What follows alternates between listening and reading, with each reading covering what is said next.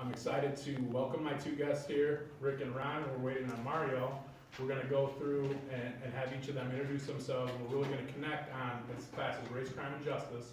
So we're going to talk about the factors leading to incarceration, incarceration itself, re-entry, and then how people who have experienced the system and crime firsthand, how do they come through and become productive citizens. So I'll start off with you, Rick. If you'll introduce yourself, and then on top of that, I want to ask this question. Where did you grow up, and when did you get involved in crime? Okay, so my name is Rick Speck, returning citizen, as you heard. Served a combined 18 and a half years incarceration.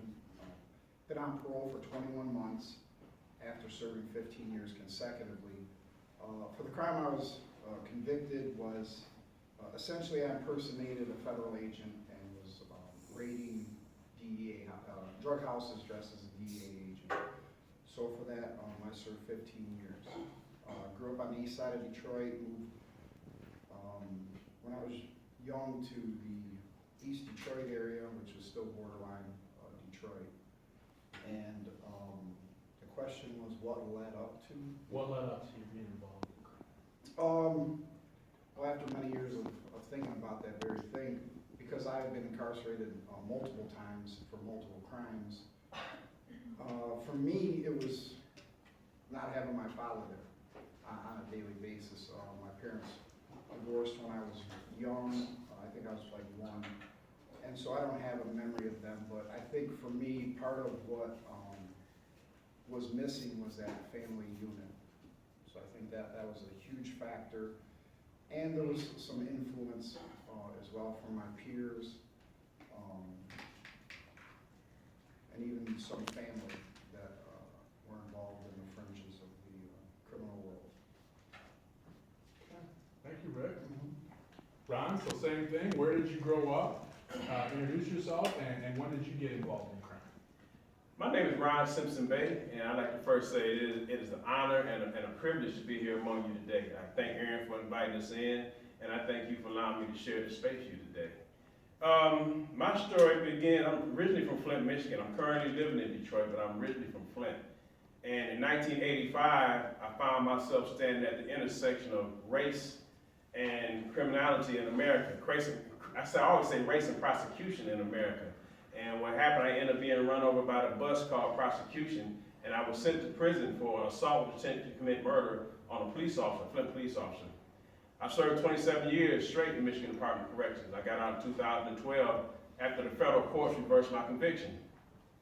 And so now here I am doing this work. And what led me to crime, even though I was innocent of the crime for which I was convicted and ultimately overturned, I was into the criminal lifestyle. And I can kind of trace my criminal beginnings back to 1980 when my dad was shot and killed. I was 22, 23 years old.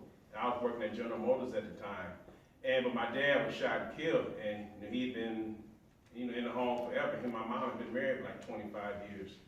And so when he passed, at the time he passed, he and I were having some relationship differences. I'm young, I'm married to my first wife, I got a young child and a 2-year-old daughter, and so when he died, and we hadn't resolved our issues, it was kind of traumatic for me because I had to go bury my dad, and I had to, keep my younger siblings together. I'm the oldest of 4 children, 5 children. I had 2 brothers and 2 sisters, and my 2 younger brothers and sisters were like 10 and 12 when it happened. So not addressing the trauma issues in my life led me to start leading a double life. I was working at General Motors during the day, but at night I returned from Dr. Jekyll and Mr. Hyde. I picked up guns, I was pistol whipping people, I was selling drugs, I was, slinging stolen property, whatever was out there in the street, I got into it. Because it just absorbed me. And 5 years later to the day, July 20, my dad died on July 25th, 1980. July 25th, 1985, I walked into prison in Michigan. And from that point on, I just went through this whole transformation process of being a young, angry, aggressive black man in a Michigan prison to becoming a mature, thoughtful, and hopefully adult that makes an impact on society. Great, thank you, Ron. So I'll open up really quick to questions just about this. I know there's a lot of things you may want to ask that we haven't even got to yet. So really try to, if you have something to ask now, key it towards what they just talked about real quick.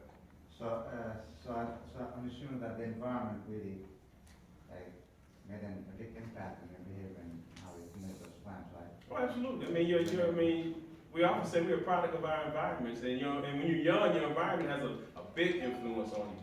If you live in a healthy environment, you have healthy outlooks on life. If you live in an unhealthy environment or a dysfunctional home, it don't have to be a society. Your home can be dysfunctional.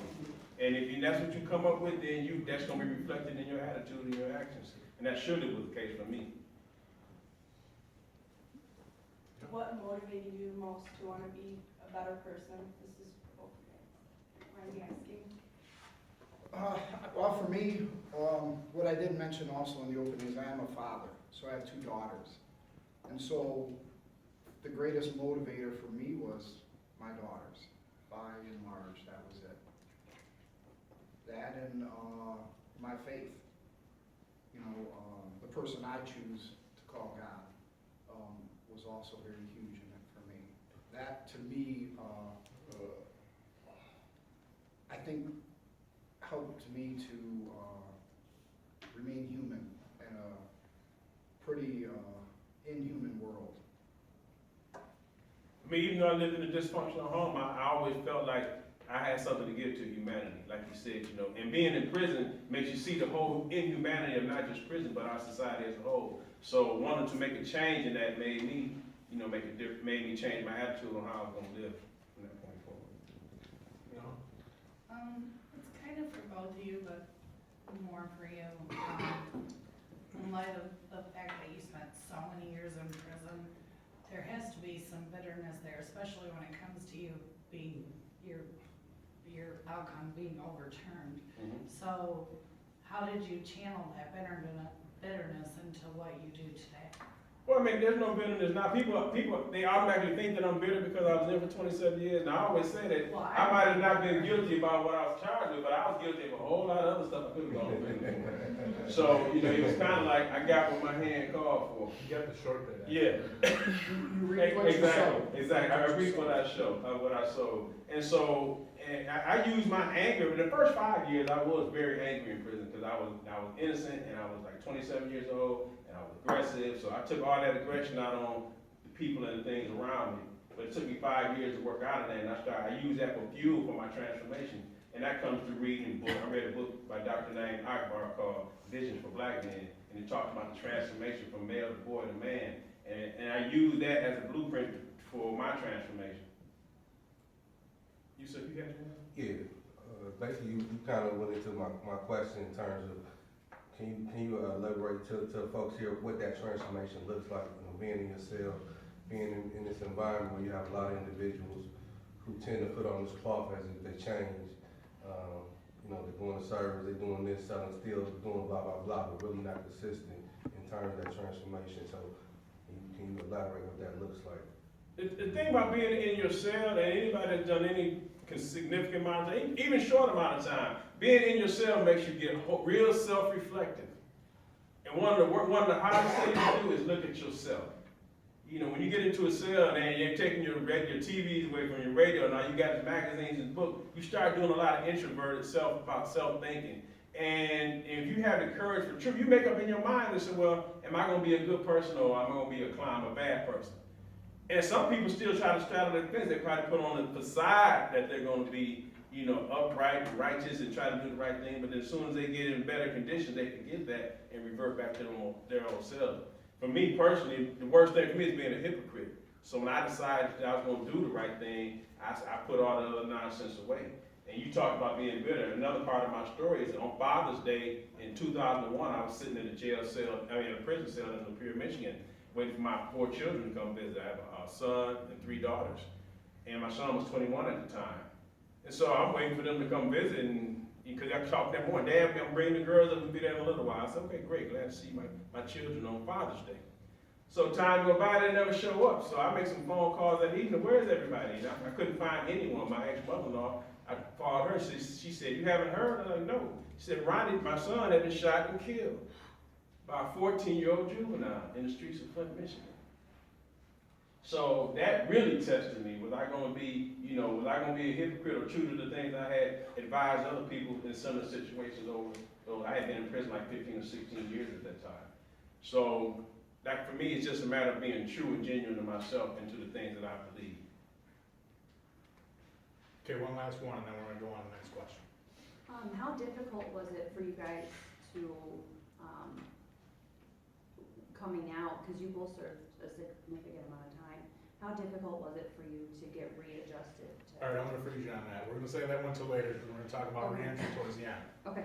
Okay, so the next question, I wanna kind of follow up on your initial statement. I really want you both to talk more about, and what you're willing to share about the circumstances, not just your personal circumstances, but really I want you to impact upon the environmental circumstances. You mentioned briefly about family. That was a big thing for my criminality, was family experience. My mother, my stepfather, my older brother.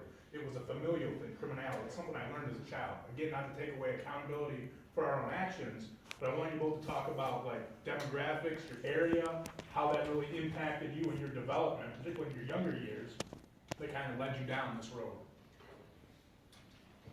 Well, for me, when I speak briefly about my family, my mother was single and she worked in bars as a barmaid. Well, when you're in that environment, there's some things that go on, right? So my mom was a bookie. My mom ran numbers. My mom dealt with black market goods, as it were, right? So people come in, they're selling, this whole, cases of meat. Videotapes one day, meat one day, tools one day, whatever, right? Discounted, buying it, flipping it. Same with the booking. You get to meet these guys. Next thing you know, as a young man, I'm catering, an after-hours gambling joint. And when it's looked at, when you're young and you see this illegal activity, but here's your mother a part of it, it doesn't seem like it's that bad. Well, it's just gambling. Well, it's just, giving good deals. You begin to hear the justification for the action. So then, from a young age, for me, I sold weed. That was what I did. I sold drugs. Probably 13, 14 at first, just to have free stuff. And then it grew and grew to have lots of free stuff, lots of free money, the attention, all the things that came with it. But it all started with when the role model in the home is willing to walk on the other side of the line. And it's a little easier for me, let's say, right? And, the demographic, we moved to the suburbs, but we weren't from the suburbs, right? So it took everything they had to get us to the suburbs because what they wanted for us was a better chance at education. And so, although we were in the burbs, we were, quite financially there, as it were, right? So part of it at a young age was also wanted to have the things that other kids had that we couldn't necessarily afford, so I purchased them myself from what I call my early entrepreneur years, right? So I testified to the House of Appropriations the other day that when I was in high school, I went to high school to make money. I didn't go there to get an education, I went there to make money. That's what it falls down to, basically. Wow. For me, it's almost the opposite. I came from a middle class family. My dad was a school teacher. My mom was a homemaker. My dad, he taught most of the years at elementary school, even though he did teach a year or two at Michigan State University. And so, I had both families. I had both parents in the home. I was a high school track star, football star. I got a scholarship to Eastern Michigan to run track. So, I lived what seemed to be a healthy, wholesome lifestyle. I had both parents in the home, and none of them were into crime. They didn't smoke, and they insisted that we go to school, but it was an abusive home. My dad was verbally and physically abusive, and it's just a circumstance in which we live. On the outside, it looked like, man, they got it going on. They got a big motorhome. They taking vacations. They doing all the stuff that that you strive to do as a middle income person, middle class person. But on the inside, it was total chaos. And so I was dysfunctional from that point. I lashed out. When I got angry, I lashed out instead. I didn't have healthy avenues to vent my anger. So, and when my dad died, I was an adult. I was like 21 years old when he died, 21 or 22. So after he died, I just took the choice to get involved in crime and criminal action. There was nobody in my family had been to prison. Nobody in our family had been to jail, and so I was the first one, but because I was angry and I chose the lifestyle that I led. Okay, thanks, both. All right, a couple quick questions for that. Was it, your friends and stuff? You said you went to school and you did all that, and what was it, the major factor that kinda separated you to Well, when I started, at the time my dad died, I was working at General Motors. I was a tool and die maker, and and everybody, Michigan, Flint was full of money back then. So, you could go into work. I didn't have to be sitting in the dope house to sell drugs because everybody at General Motors was getting high. So I could take my stash into work and get paid. And so I gravitated to that lifestyle. And I DJ'd at a nightclub in Flint, so I would get off work at night and go DJ and hang around with the dope dealers and the people in the hustling life. It's just the lifestyle that I adopted, which was clownish. And just one more thing, sorry. To prevent that, like if you see the younger kids doing that kind of thing, like what do you guys do? What's the number one thing you can do to make someone change their lifestyle at a younger age than to choose those things? You can just say it's just a life choice, you know? To address that issue, like my underlying issues of not dealing with the trauma I had grown up with and the trauma of my father dying, you can find out what the underlying issue is. Instead of saying, don't do this, get into their lifestyle, see who they are and what the circumstance under which they're living. They might have some 4 or 5 situations at home. They may be being physically abused, sexually abused, verbally abused, and you wouldn't even know it. Right. So the first thing is find out what, something about their lifestyle and what led, what makes them act out the way they do.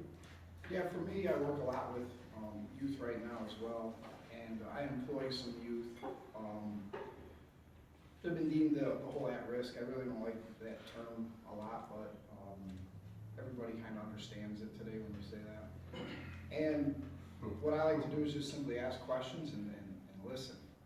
It's not about telling them what they need, because as Ron said, if you don't know where they're at and what they're going through, how can you really even understand, right, what the issues are? So I have a young man that works with me, and sometimes he spends the night. I have to ask in the morning, did you eat breakfast? Right. No. He called the other day. He says, hey, I know you're picking me up this morning for work. My little brother's suspended. Can he just kind of hang out with us for the day? I don't want to leave him home with my stepdad. So, there's an indicator there. There's issues, right? And sure, so actually he came to work, worked him, fed him, took him home. They helped me clean out my garage, fed him dinner, gave him some money, took him home. And it's just about coming alongside him. I share what works for me, what worked for me, my experiences, and all I can hope is through my actions and my time, because I think that's the most valuable thing we have to give to any young person is time. Then you can't push it, it'll come out. Once, I met this young man doing work at the Juvenile Assessment Center 16 months ago. I'm no longer at the Juvenile Assessment Center, but like I said, he's still in my life on a daily basis, right? So that's what it's about, just connecting. Can I add one thing? Yeah. I have a saying I like to use, especially when I'm talking to academia and stuff. It said, the people in the street, like you asked about the youth, how can you help them? They don't care how much you know until they know how much you care. So get to know who they are as a person first. Build a relationship with them. Get to care about who, because oftentimes they don't have anybody in life to care about what they're going through in their life. So no one asks them about that. So show them that you care first, then show them what you know. Okay, so I'm going to ask you both a tough question. I'm with both of you on that, absolutely. The mentorship, connecting with you, and being that person to listen. I totally agree with both of you. But here's the thing from a policy standpoint, and this is a big problem why we probably cannot implement stuff like this. Who the hell's going to pay for it?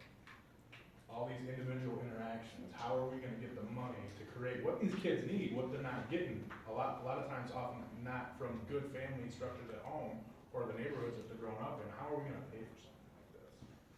Well, in my humble opinion, if we don't catch it on the front end, we're going to pay it on the back end. Look at the cost that I cost the taxpayers to be incarcerated.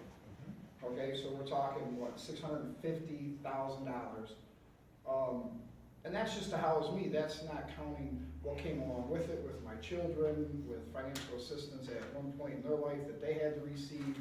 So when you look at the overall amount, if we're not going to address it on the front end, we're definitely gonna catch it on the back end, and then what? And to what ends, right? So obviously we have an issue when you have, you know, corrections being what the largest budget we have in the state, $2+ billion. Which is more than the higher education budget that's allocated to all these universities. Absolutely. So, yeah, and look at how many prisons we have, right? Those are our universities. When I have a chance to speak at times, and I speak of my post-secondary education, that came incarcerated. So every time I went inside and came out, I was just a little worse for the wear because I learned new skills, new connections, and to a certain extent, I think the one thing that made me more dangerous each time was I cared a little less about me. And so if I don't care about me, what makes you think I'm gonna care about you in the least bit, right? Yeah, you asked about the funding. I mean, that's always the $1 million question. Well, how are we gonna fund it? And I just look at the mismanagement of the funds we already have. Look at the lotto system. Lottery system is supposed to fund the schools. They just recently had a $1 billion jackpot in the Mega Millions just a couple months ago. I mean, how are our schools not being funded when the lottery was set up to provide funding to the schools? I mean, that's a mismanagement thing. We get taxes for roads and whatever else. Hey, let's have a millage pass to help, you know, the people that's in trouble. It don't take nearly as much. And then we underutilize the volunteers in our community. That's an untapped resource. The people that want to help, the people that understand and know restorative justice. They dying to get into the prisons, but the prisons keep them out. And we should always say that the barbed wire and the fence is not there to keep the prisoners in, but it's to keep the public out. And to keep stuff from becoming rehabilitative as opposed Absolutely. to human aspect. Yeah. I mean, I think one of the things that we don't look at is, that we need to put on the table is we charge of the liberation struggle of black people and recruiting young people and getting involved with that. Understanding, we talk about finances, it's a manipulation game. Much money you're talking about is going in terms of exploiting, oppressing. It's connected to white supremacy, connected to capitalism. Understanding that we have to work within that framework, what you're talking about policy, but we have to work outside that framework as well. I raised $20,000 in 30 days, going towards the community center to build within my community. We have to be willing to come out of our own pockets. We just cannot talk about change. We have to, as they say, be the change that you want to be. Right. I mean, it has to be on twofold, but also get understanding that we live in a system that perpetuates crime, that makes money off crime. So how the hell do we expect them to be solutions to that situation? We have to think outside that box, and there's nothing there. It's what Malcolm X talked about. It's what Martin Luther King talked about. It's just on their shoulders that we have to continue that solution on that road. That's an excellent point. I totally agree. So the system is definitely, it's not broken, it's doing exactly what it's intended to do.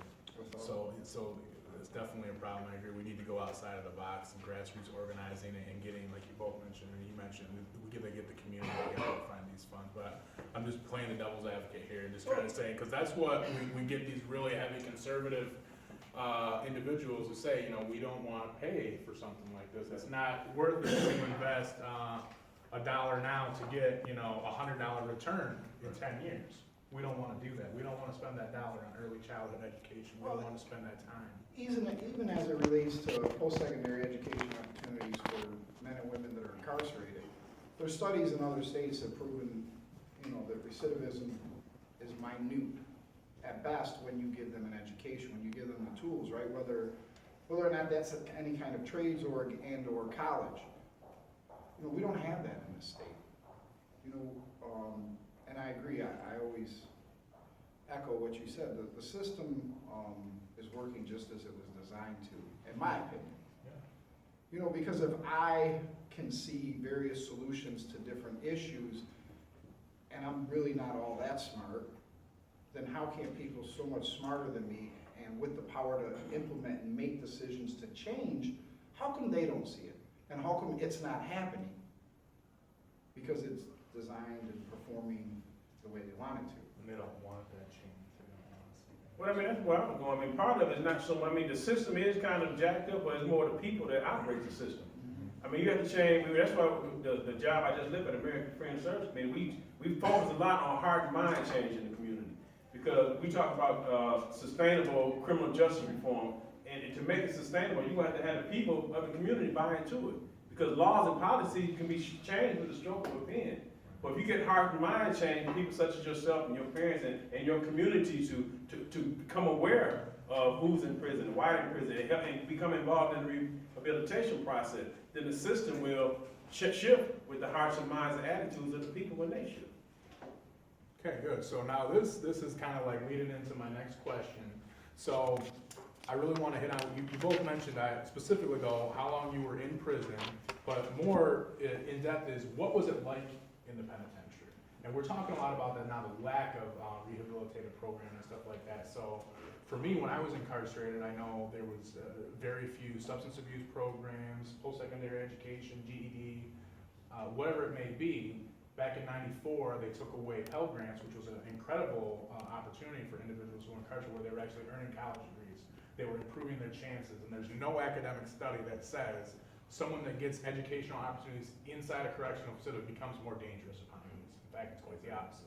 They become less likely to recidivate, which means they are not going to come back to prison. Maybe not come back, but they're less likely to come back because they're getting educated, they're getting job skills that will prepare them for their release. So start with you, Rick. Again, re-emphasize how many years, maybe total, that you spent, because you mentioned you were in different time periods. But what was it like in the penitentiary, and kind of talk about the programs that were offered, not offered, and kind of like the climate of the prison culture as well. Well, I think initially when I went, honestly, because there was college there was an opportunity to do things. It wasn't as bad as I thought it was going to be, right? However, there's always a wake-up moment for you because you are in a vicious society.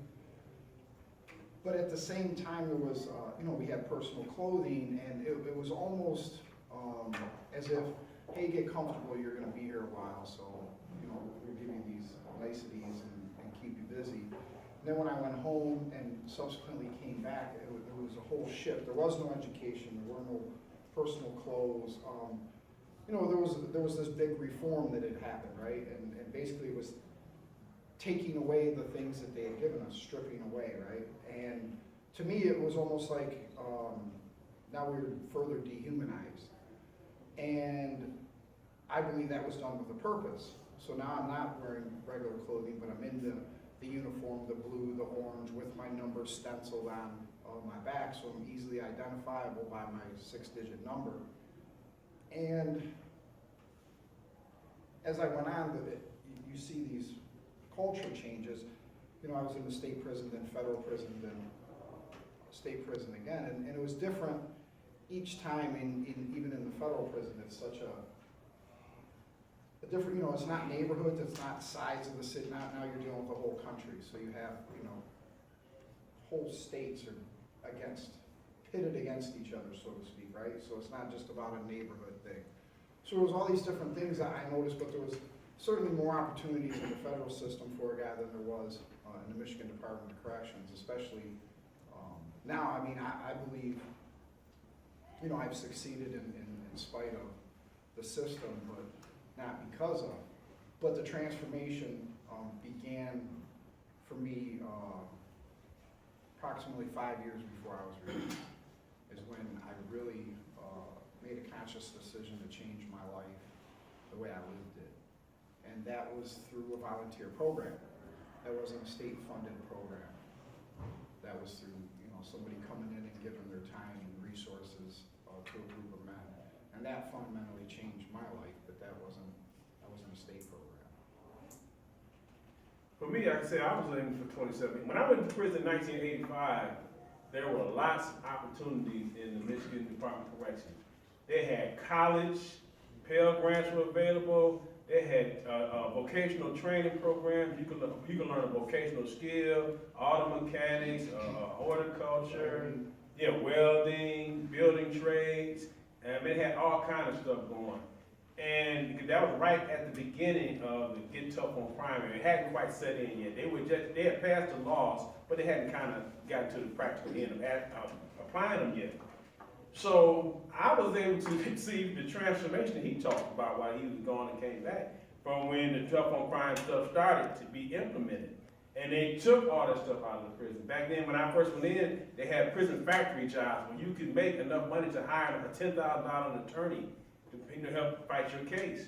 Cause you were making $400 or $500 a month, and every 2 or 3 months when they had bonuses, if they made, the factory made money, you would get a bonus, and sometimes we had like $2,500 bonuses in prison. You couldn't make $2,500 in Michigan prison now in 10 years. so legally anyway, yeah.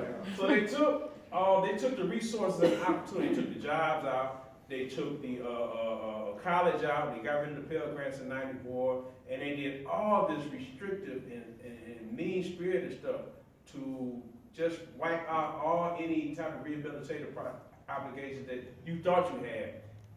So you had to be real creative if you wanted to be rehabilitated. You had to get your own books in. You had to get with like-minded people that were thinking like you thought. And you guys would share the books, and you would have study groups about the things and the concepts in which you developed from these books. And it was a self-inflicted. You had to do it yourself, self-motivated, because the department was not going to do it. Because the pendulum has swung away from trying to reform people coming home. And so you fast forward now, it's trying to swing back a little bit, but it's still, they got a pilot Pell Grant program going. The federal government they signed and reinstated on a temporary level right now. We're trying to get it extended to the states. So hopefully some of that college will be coming back. The jobs, I don't see them coming back. Guys make like $20, $30 a month now in prison. That's pretty much how it's going to be. And so it's just a matter of the public demanding that, do not send these people home to us unprepared and uneducated. That's what's got to happen. Okay, so I want to follow both of you on this. So there's, in my opinion, in my experience, there's really two types of education in the system. There's the education like all of us have kind of participated in, where we try to better ourselves and find a way to where when we were eventually released, we would be better, productive citizens and hopefully not get back locked into that cycle. There's also another educational component where you can become a better criminal. So I want you guys both to talk about some of the negative aspects, like the gang activity that goes in on, the racial separations system, and also the drug trade, which is huge. Most of you probably have no clue, but I mean, there's probably more dope readily available in some of these penitentiaries than it is on some of these street blocks that we can go to. Seriously, if you've got money, power, prestige, and connections, you can get anything you want in any of these correctional facilities at any time. So I want you guys to talk a little bit about that. Ron, Rick, What was the first one you wanted to talk more about? So like the culture, the negative. The culture. Well, for instance, when this whole scheme that formed in my mind for the last crime in which I was convicted, that happened in federal prison.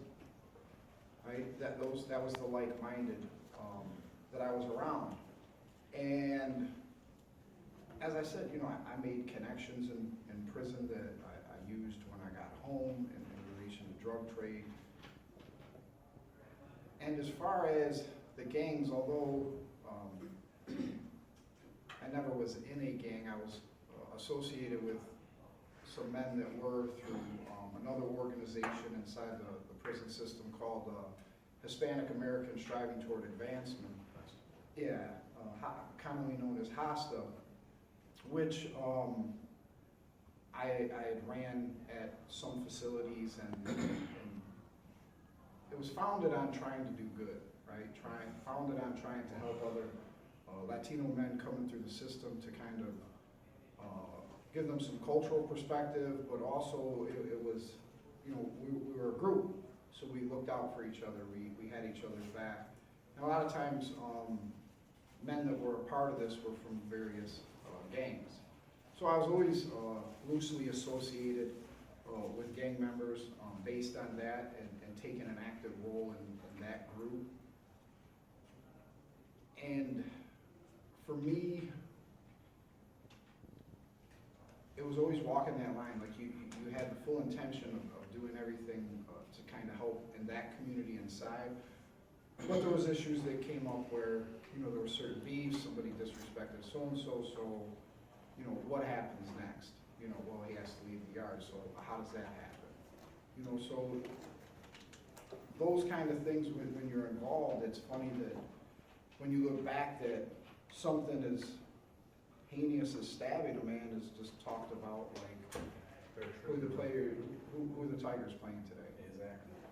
it's really no different. You can't gain any more emotion out of knowing who they're playing versus who's getting stabbed and taken off the yard that day for this reason. And it has to happen in a way that a statement's made. So the worse, the better. You know what I mean? And so who's willing to do that? And at some point, everyone's called on to do that. You know, it's eat or get ate. That's what it boils down to. And as much as I always wanted to do good and be good, I understood one fundamental thing very clear. I had to be alive to walk out that door. And so by whatever means necessary, I was getting out that door at some point. Was it 15, 16, 18, 20 years, depending on my behavior? I mean, it's a blessing and a miracle that I was released on my first out day, in my opinion, for my institutional record, for the time that I spent in segregation, from anything from suspicious to narcotics, to assault, to attempted escape. That was all part of it. That was, you know, it was a cat and mouse, us versus them. And, you know, when you're charging me an exorbitant amount of money to call home to talk to my daughters, so for $25 I get 3 phone calls at $8 and something cents a piece, well, you know, I gotta get that money by hook or crook. And so many of us can justify and rationalize that based on the conditions, that you don't feed me adequately enough, but yet I don't have enough money to live the way I want. So again, I'll provide for me by whatever means necessary. And so that's what it came down to. It's survival. You know, some guys wash shoes, some guys do this, I didn't do that. I chose to go a different route because of some connections I had where doors were open, you know. But as Ron will tell you, if you have money, you can certainly get anything you want. My experience is a little bit different because I was an older prisoner. When I went to prison, I was 27. So most of the people that actually involved in, you know, gang activity, younger guys.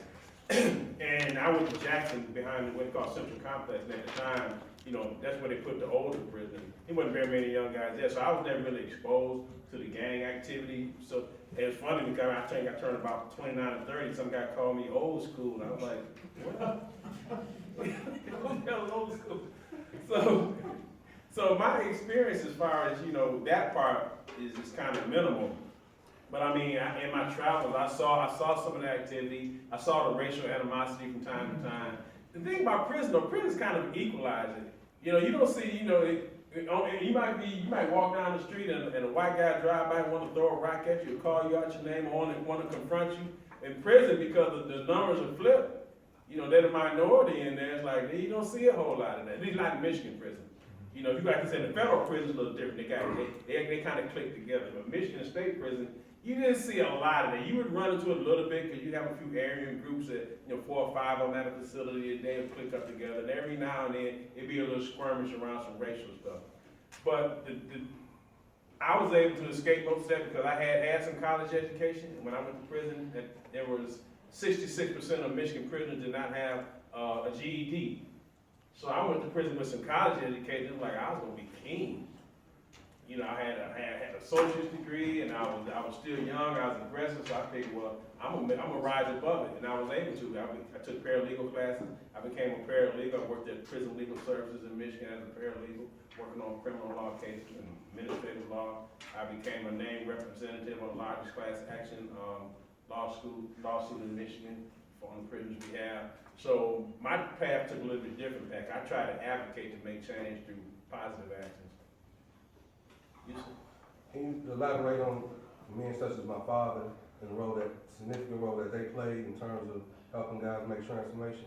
Absolutely. His father and I are very good friends. I knew his father for a long time on his side, and men like his father, they have these sentences where a lot of them are not ever coming home.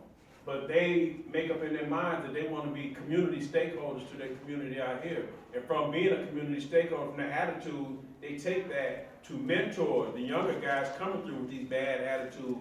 Never had fathers in their life. Never had anyone tell them, pull your damn pants up. This, respect yourself as a man. Men like his father take on a huge role in prison because a lot of times younger guys have never had a father figure to actually care about them and be firm with them.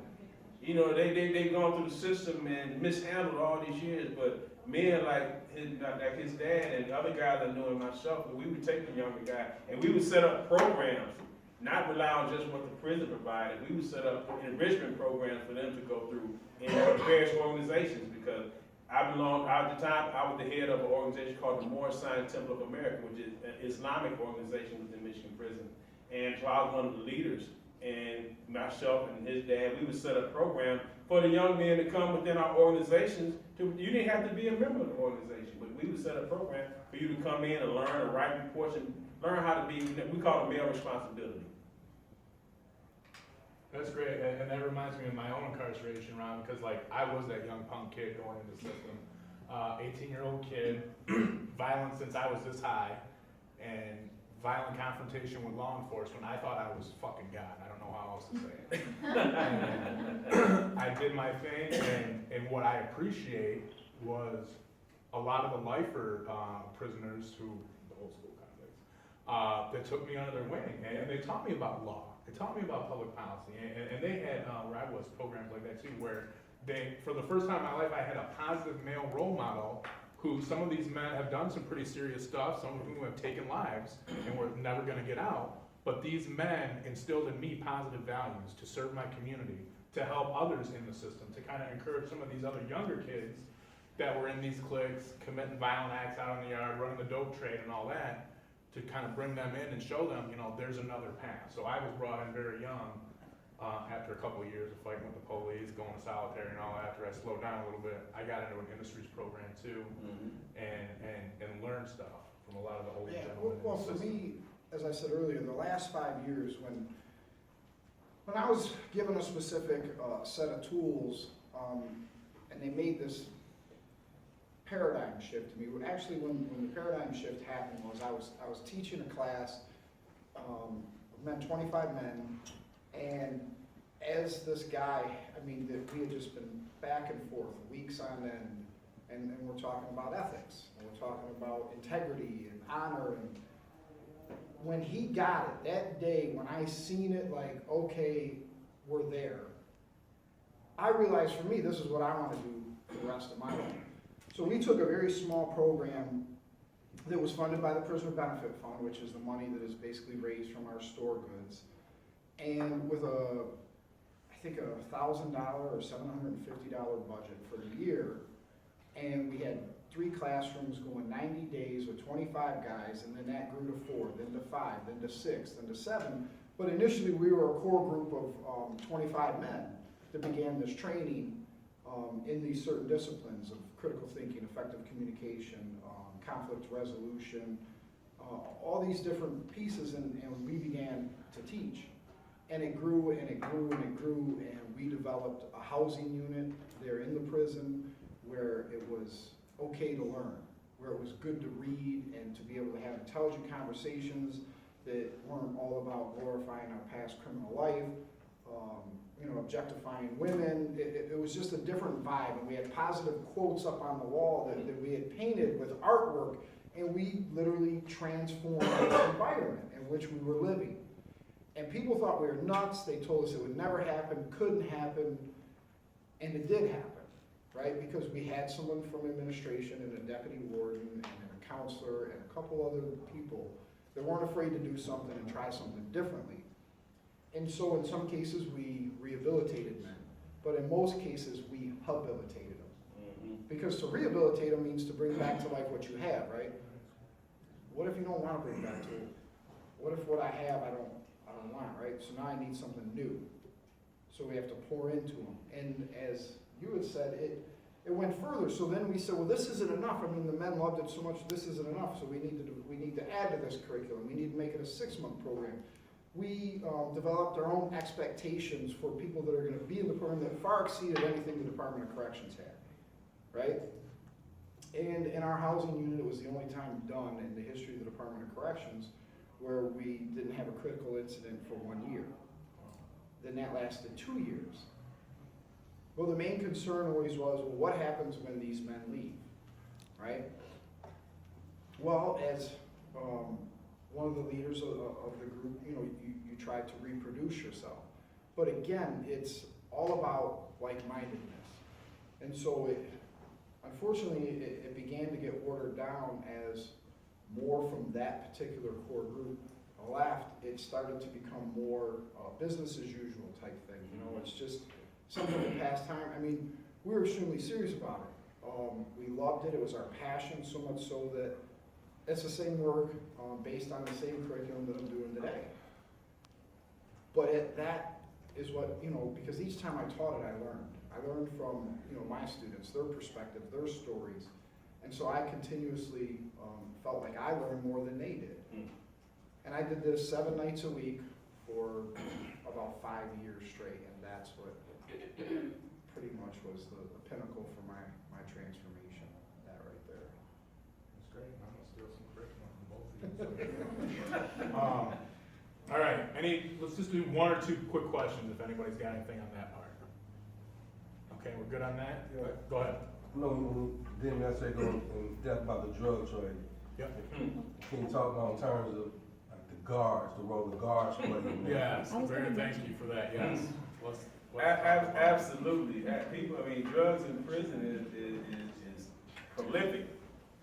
And people always wonder, well, how do you get drugs? And the guards bring them in. I mean, because it's very, very lucrative. Very lucrative. I mean, you know, I hear, I don't know how much you guys know about the drug trade, but an ounce of weed in the street, maybe $100, $200. An ounce of weed in prison is gonna be $1,000. Easy, by the time you break it down. And so if you give an officer $300, $400 just to bring an ounce in, and he's barely making that a week.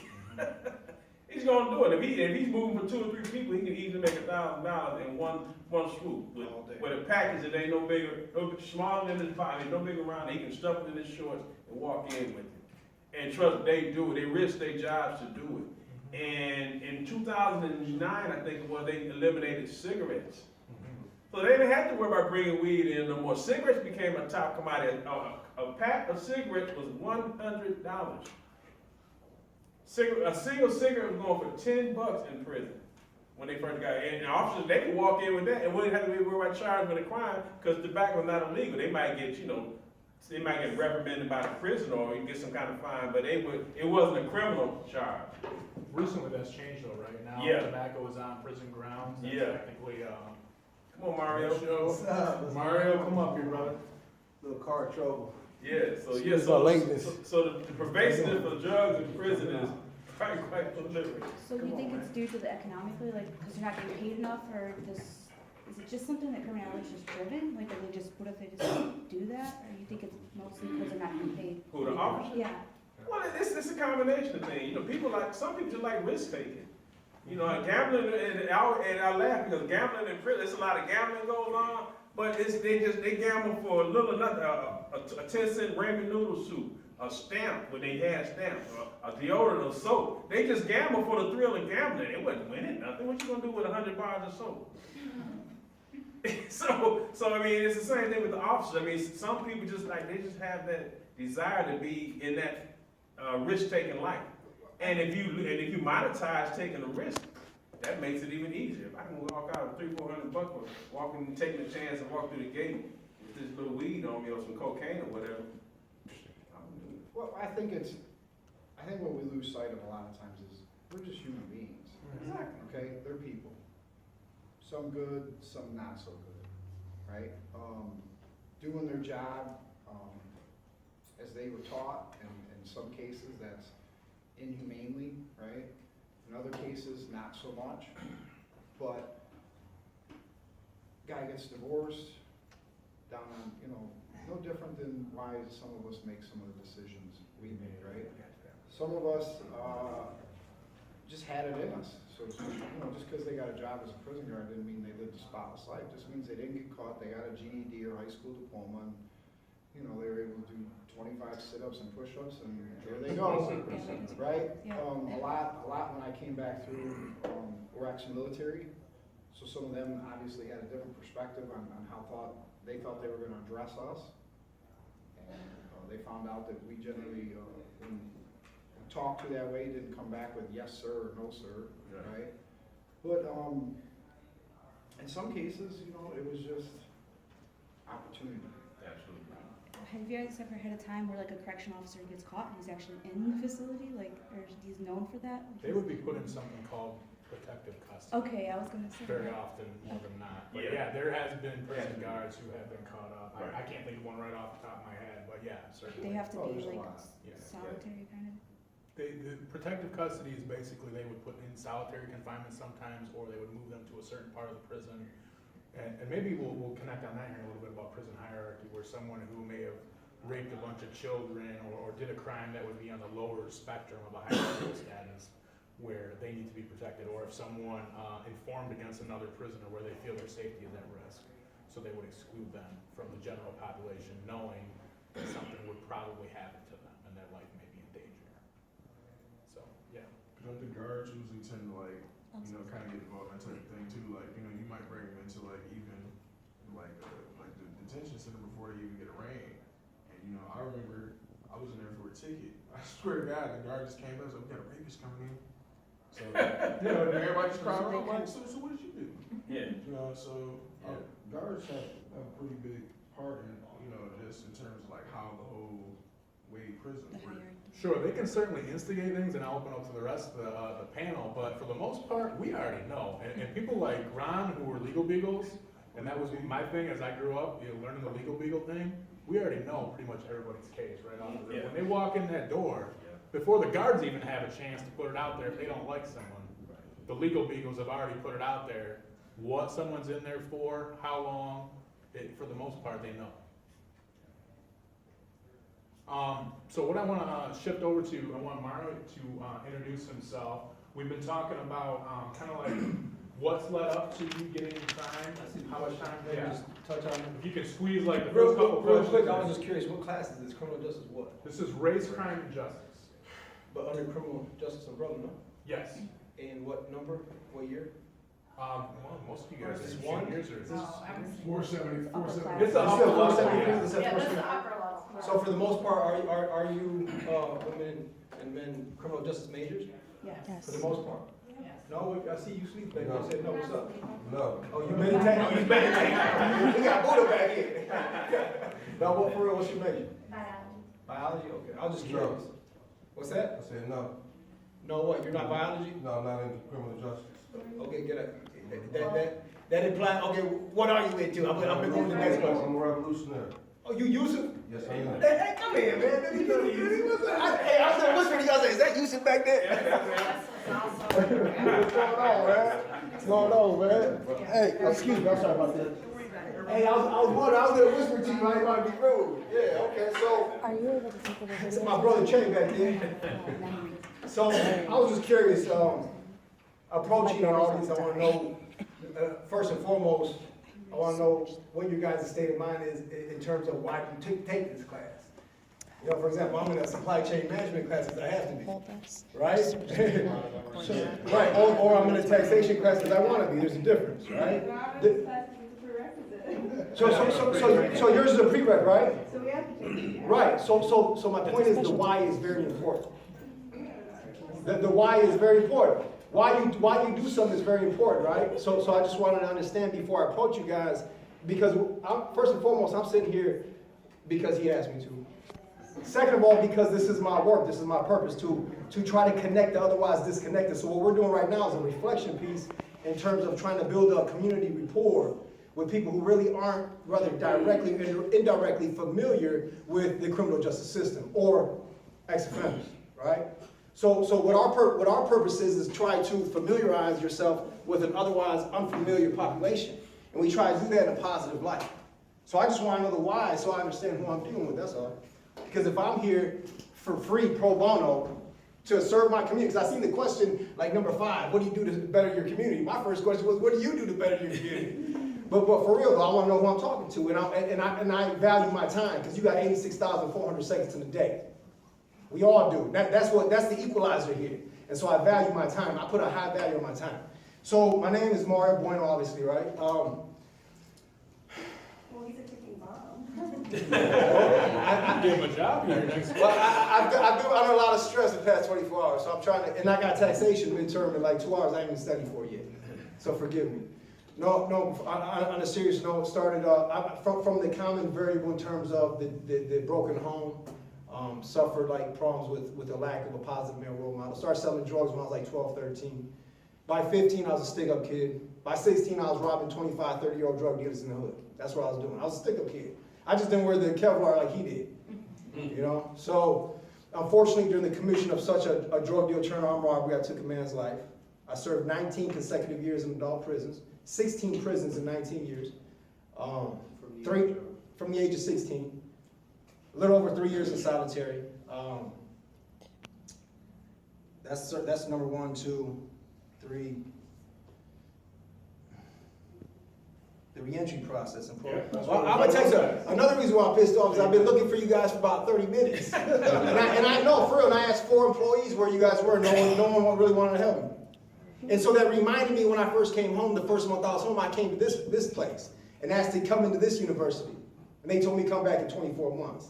That was my first experience with the university in terms of this university or the university at large, that arena. So, reentry's been challenging. I think it's been very challenging. I think the whole adjustment from where we were at, that environment, I think they probably spoke at length about prison, no? Yeah. Yeah. Well, elaborate more. Give your 2 cents on the prison experience. We talked about some positive, negative aspects of what goes on inside. Talked a little bit about the drug trade. Well, I think you guys expounded enough on that, though. Okay. I think our struggle right now, I hear, yes, ma'am. You spoke about solitary. We didn't really talk about that. Like, what was you said 3 years you were in solitary? Yeah. Approximately 3.5 years I served in solitary.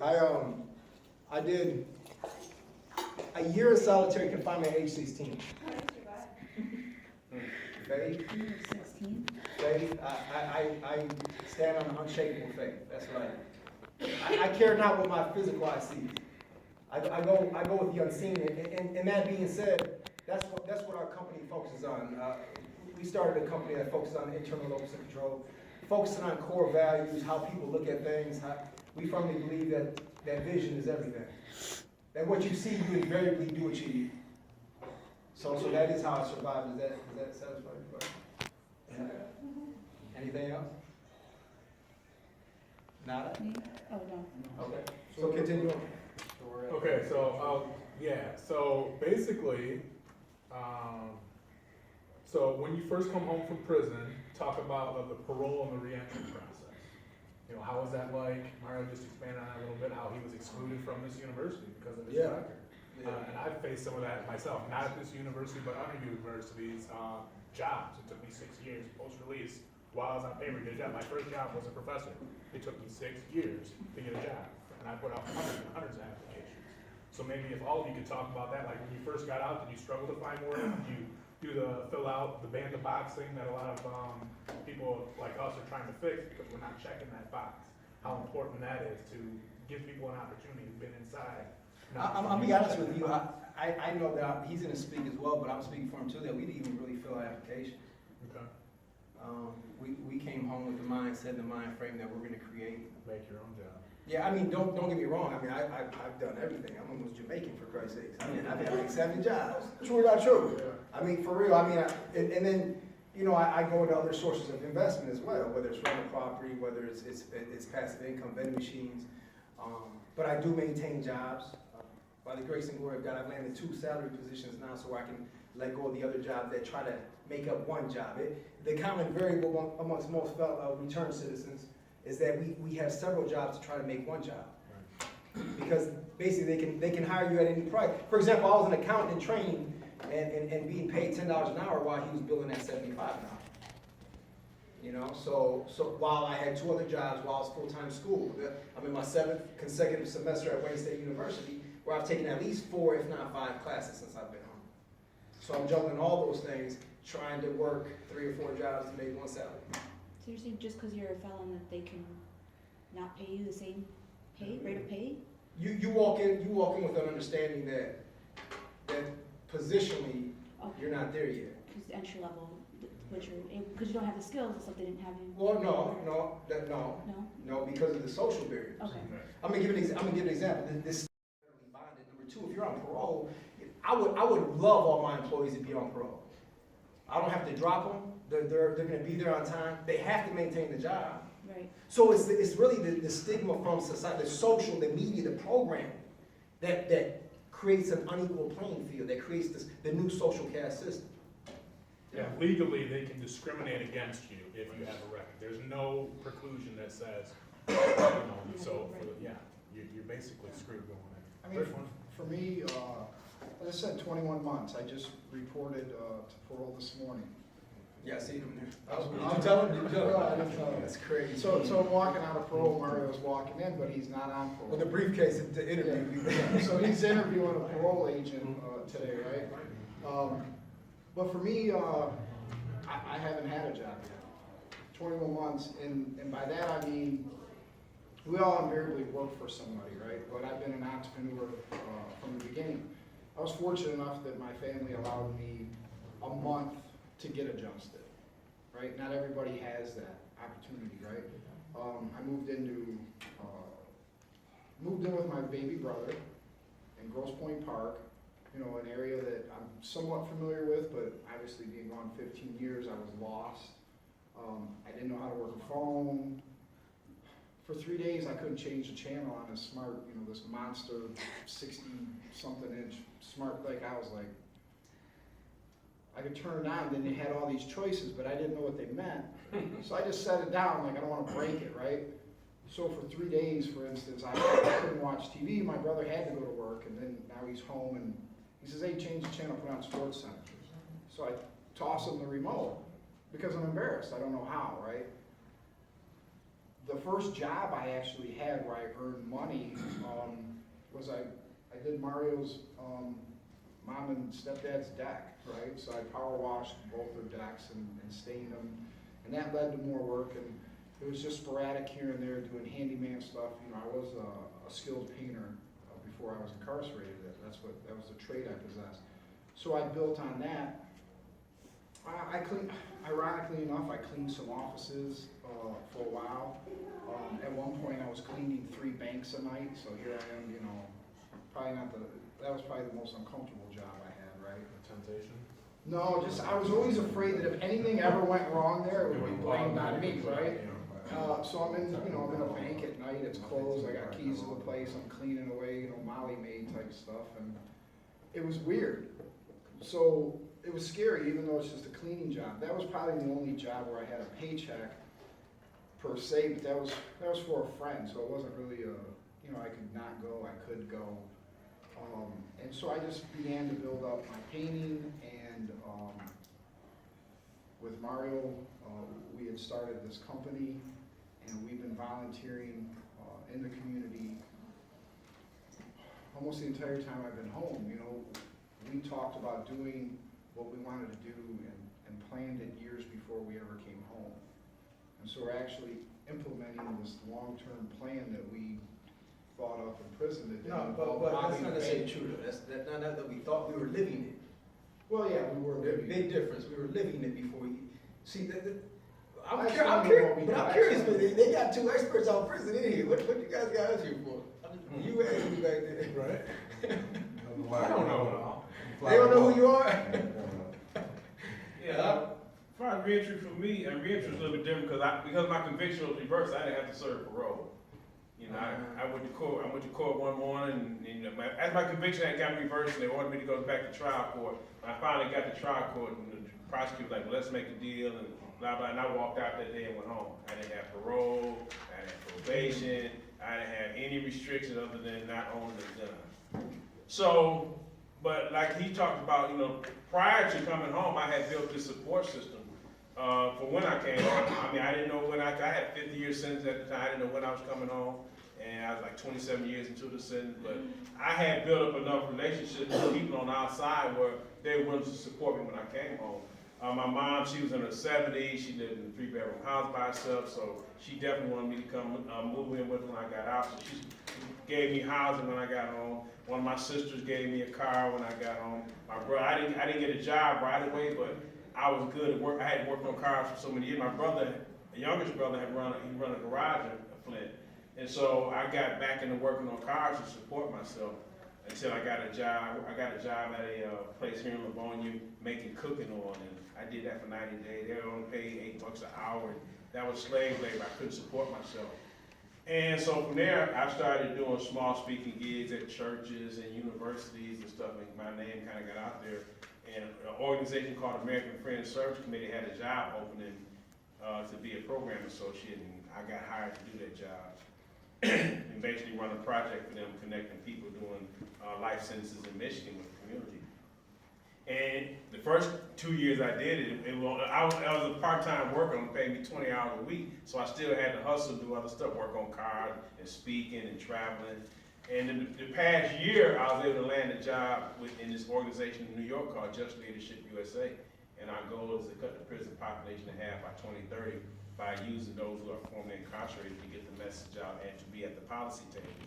So I got hired and I accepted that job 2 months ago now in January, and I went through the training for a whole year last year. And it's a high-paying job, make over $60,000 a year. They fly me all around the country to speak. I go back and forth to New York when I need to go there to work. I was there last week, and so I've kind of landed on my feet. But it's because of the preparation I did and the support that I had built before I got out. It's very important to impress upon those. If you know anybody in prison, or if somebody that knows somebody in prison, to build a support system. Because without that support, it's like impossible. When I came home, I felt like Fred Flintstone on the set of the Jetsons. I didn't know nothing. I picked up a cell phone, a smartphone. I was a big dummy. I couldn't even. My granddaughter laughed at me because they handed me a phone with a blank screen. I couldn't even get it to come on. And cars was push button. And they started and they talked about it. And I was like, they just blew me away. And women had become masculine and men had become feminine. And so, wait, I'm talking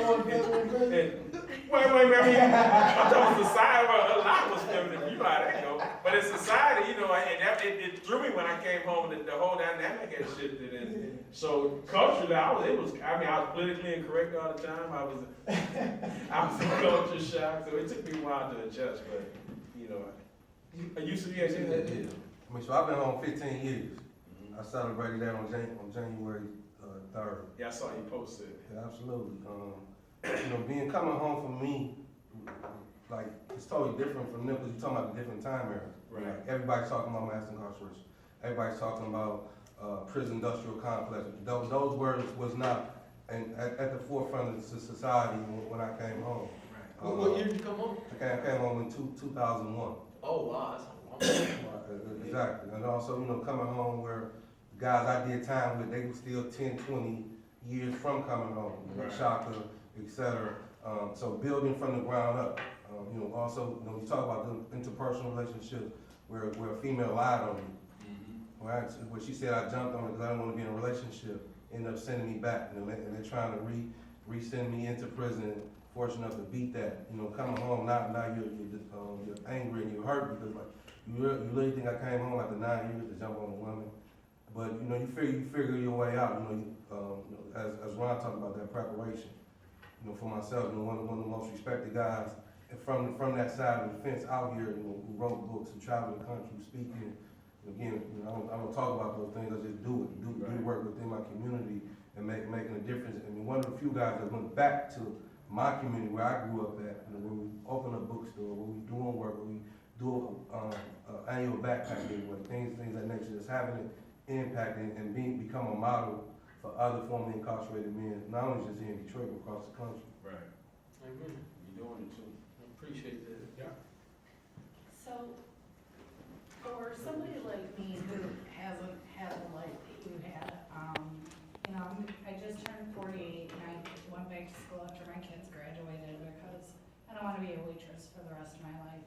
And I had an incident happen in my life where I lost my son as well to drugs. So, I don't really know. I know I started criminal justice classes, but it wasn't until later that I heard about drug courts, and that's what I thought that I should be going into, but how do you really find what is right for you? I mean, I have no clue as to, I mean, I'm highly educated, but I'm not life educated in this way, other than losing my son. So it's kind of like I just really don't know what to do. What are you know? passionate, what are you passionate about? Well, I have a very big issue with the pain pill epidemic in this country right now. That's why I lost my son. So, And I you know, mean, I there's hear some this legislation going on right now to get, what's the drug that they use when people OD? heroin. No, I mean, Narco, yeah. narco or narco? Yeah, that pen, Yeah. that narco, yeah. Talking about epinephrine? Or, No, No, not no, epinephrine. it's a. Narcan, Narcan. Yeah. Narcan. It's a bill pending right now to try to get that in the hands of family members and first responders and stuff, so when people overdose, that they can administer that to them and save them. And I mean, it's a huge fight. It's like Debbie Ding over here in Detroit is against it. But I think I'm against it as well, I'm not Yeah. gonna lie, because it's giving the people a reason to even do it even more. Right? It's one of those pros and cons issues where you got. Because I watched a documentary on heroin, and the girl in the documentary was saying, I don't give a shit, I'm gonna OD as many times as I want, they can shoot me up with whatever that is, Yeah, I'll be Narcan. fine. Are you asking how you find your purpose? Well, She no, went it on to just get seems to me like, I mean, you guys have been in the system for so long and you know exactly what you wanna do, but I sit here as a student and I flip-flop. Can I answer that then? Sure. From experience, so, from my personal experience, first and foremost, I've come to the realization, for me personally, that the only way to figure out what my purpose is through a relationship with God. That's just me. I don't know if that resonates with anyone else. I firmly believe that we're a product, just like this iPhone. If this iPhone didn't do what its intended purpose was, what would happen to the iPhone, the Apple brand? It wouldn't be good, would it? So I firmly believe because we're a product created with it for an intended purpose, I believe that you have to find your purpose through a relationship with the one that created you, to understand what you need to accomplish. And number two, when you do develop that relationship, the provisions will be set in place already.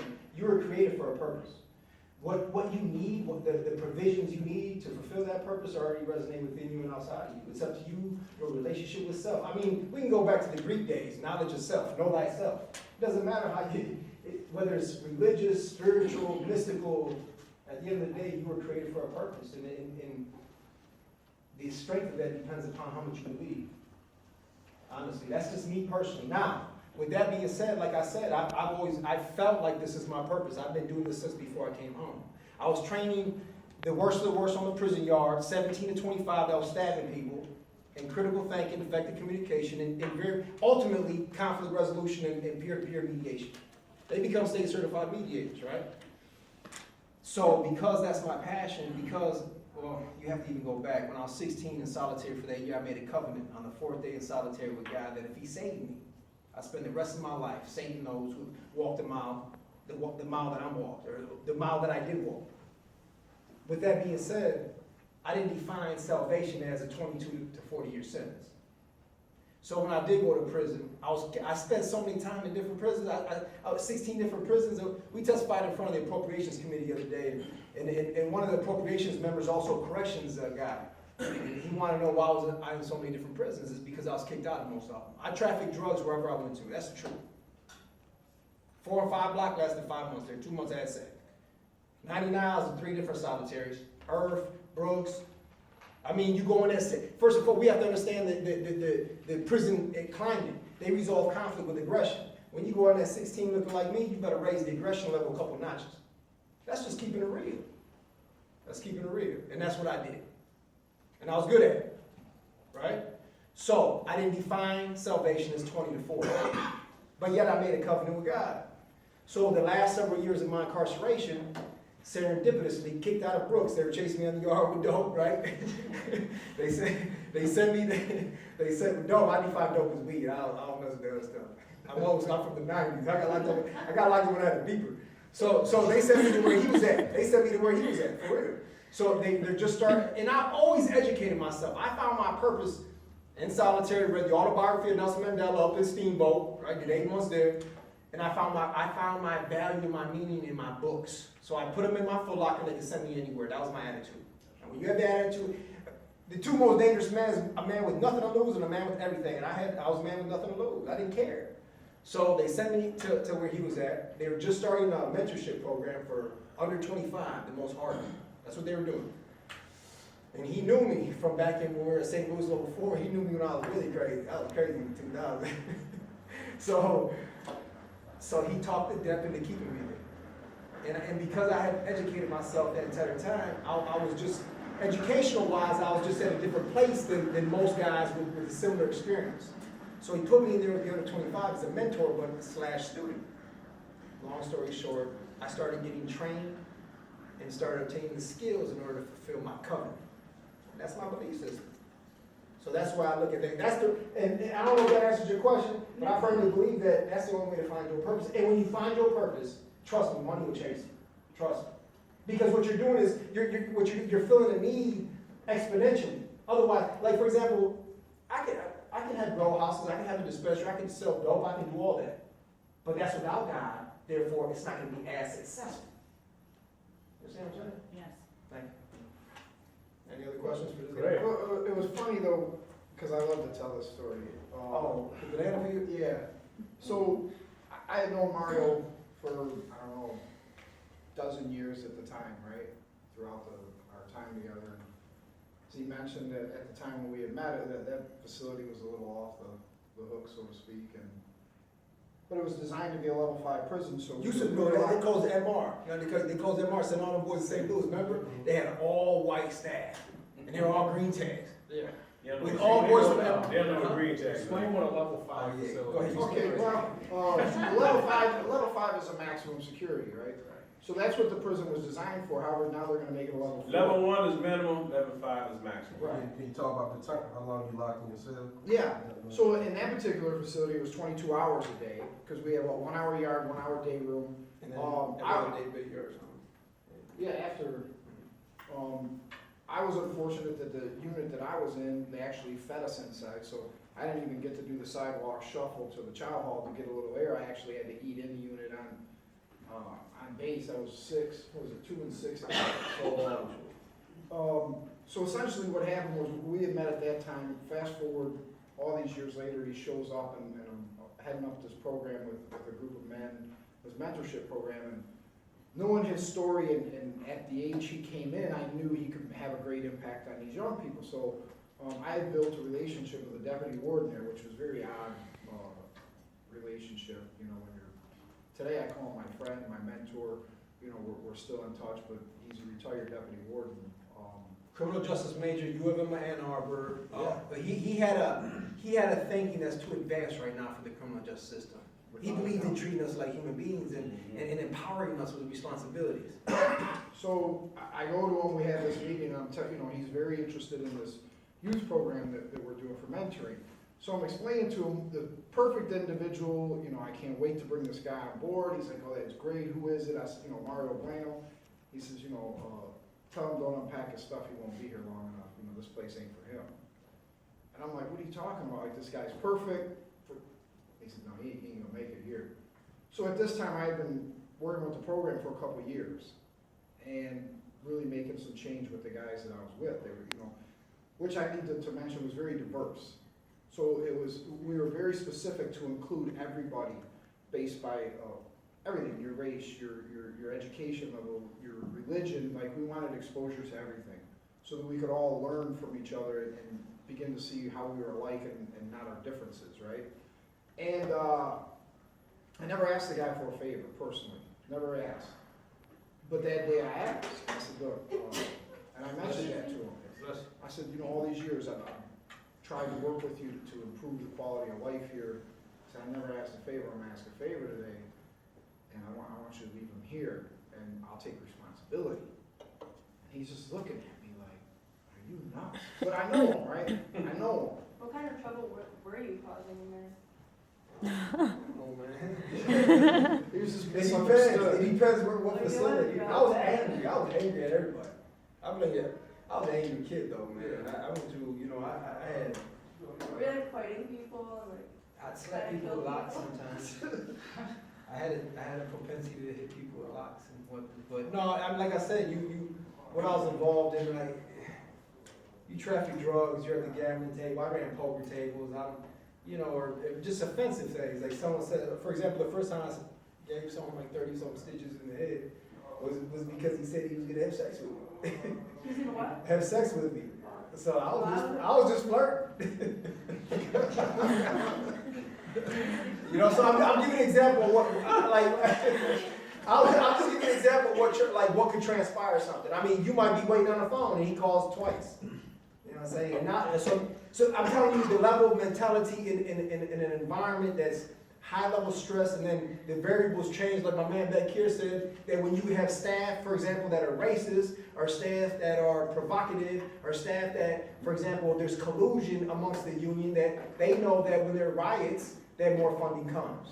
And so when funding starts getting cut, what they start doing is make the environment a little more stressful. Yes, sir. Can you talk about STG, Security Threat Group? Oh no, we haven't, but we can.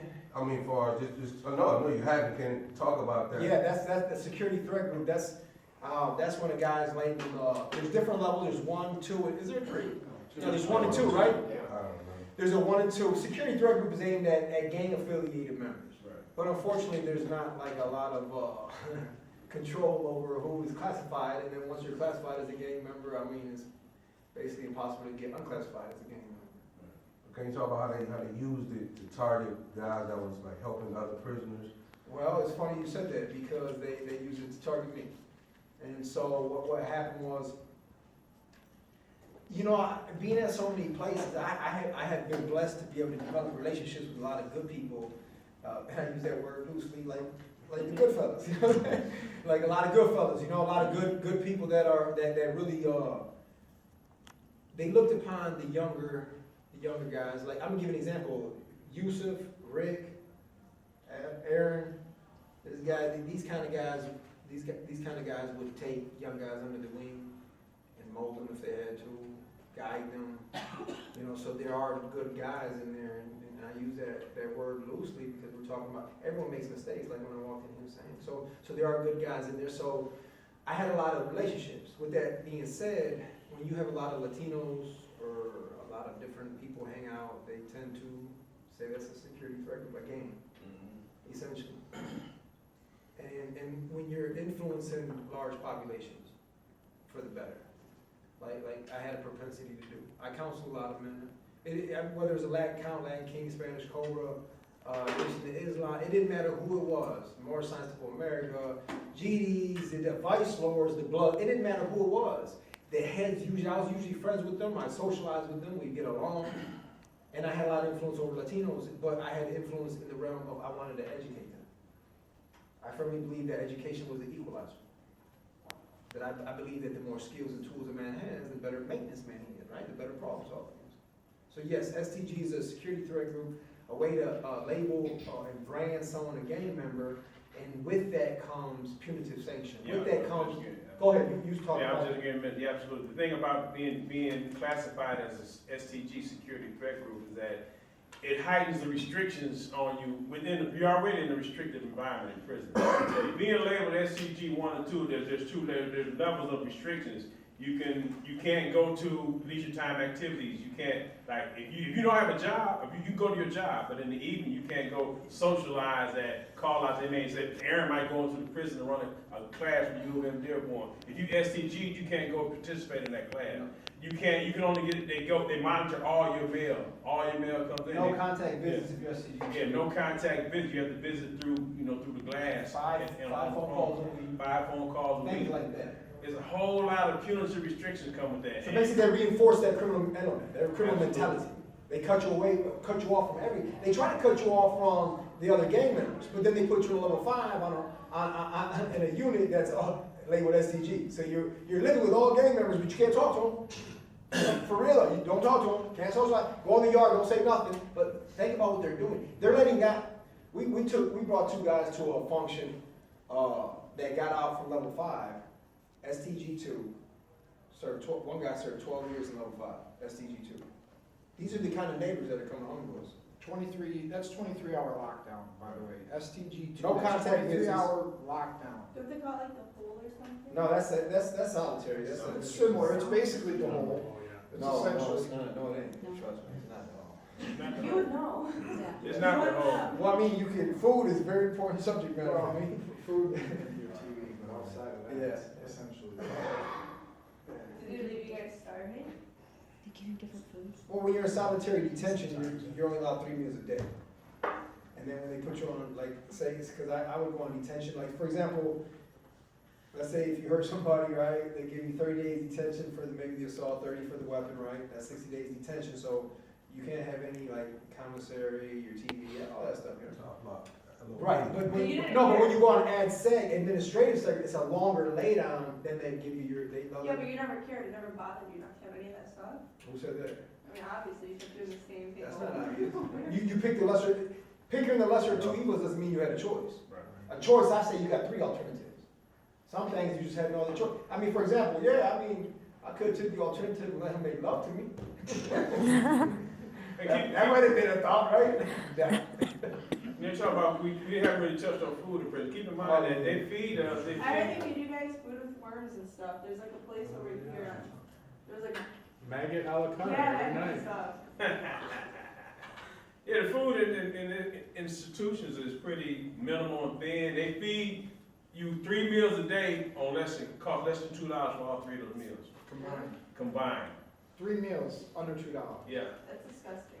boy, that's what you have to eat. That's prison. That's prison. Yeah, literally less than 10% of the $2 billion budget goes towards prisoners. Because you now got to factor in the fact that prisoners pay taxes on, is it hygiene products? We pay taxes on hygiene products, which those funds, the prisoners actually generate a lot of funds in their own store. Called the prisoner benefit fund, right? So under good old Snyder, right? So we pay taxes on our hygiene products after getting paid like $15 to $25 a month, right? Then you pay taxes on hygiene products, and those funds go towards our food now. Yes, sir. I mean, so, as you explain the climate of this nasty food, or you don't have enough food, so say a guy like myself who may not get any money, because now everybody's spending their money in the store. Right, So these guys, if they get in the store, I'm trying to rob them. exactly. 'Cause I ain't ate shit. Oh, yeah, I got you. I got you. You're saying the whole, how the trickle effect of all Right, all yeah, of this. yeah. Yeah, so now, The so answer you is left it on yes. one though. But see, let me tell you something. Food now, I left in 14. And I get phone calls from guys who've been down 25, 35 years, right? They say, Mars, since you left, I left in 14. We're talking about where's safe. I've been home 2 years and 2 months. They said, I can't even fathom what it's like now. So I know you would be able to fathom, because when I came in, I mean, the food was good. Yeah. I mean, the food, and they fed you a lot. Now, literally, men are starving. Now, literally, I would say, depending on the facility, I would say that there's some facilities giving 12 to 1,400 calories a day to men. All right, so I want to ask the panelists, so my hunch is that the connection there of things getting worse is probably connected to private industry. Oh, no. Where they're outsourced. Well, yeah, that's, what's it called? Airmarks now got We the just contract. lost that. Did we lose it? Yeah. Yeah, but did you hear what was happening because we lost them? I mean, Right, well, so elaborate on that, let them hear about some of the Well, I mean, funny stuff that well, was going on with Aramark employees. well, when Airmark employs a privatized company, think about what would you do with a privatized company, right? You get a contract to do what? Make money, Make profit. How would you make a profit though if you're privatized? minimizing the cost. How to- Minimizing what? Cost. Labor, salaries, wages, right? Salaries, wages. So they hire the And people product.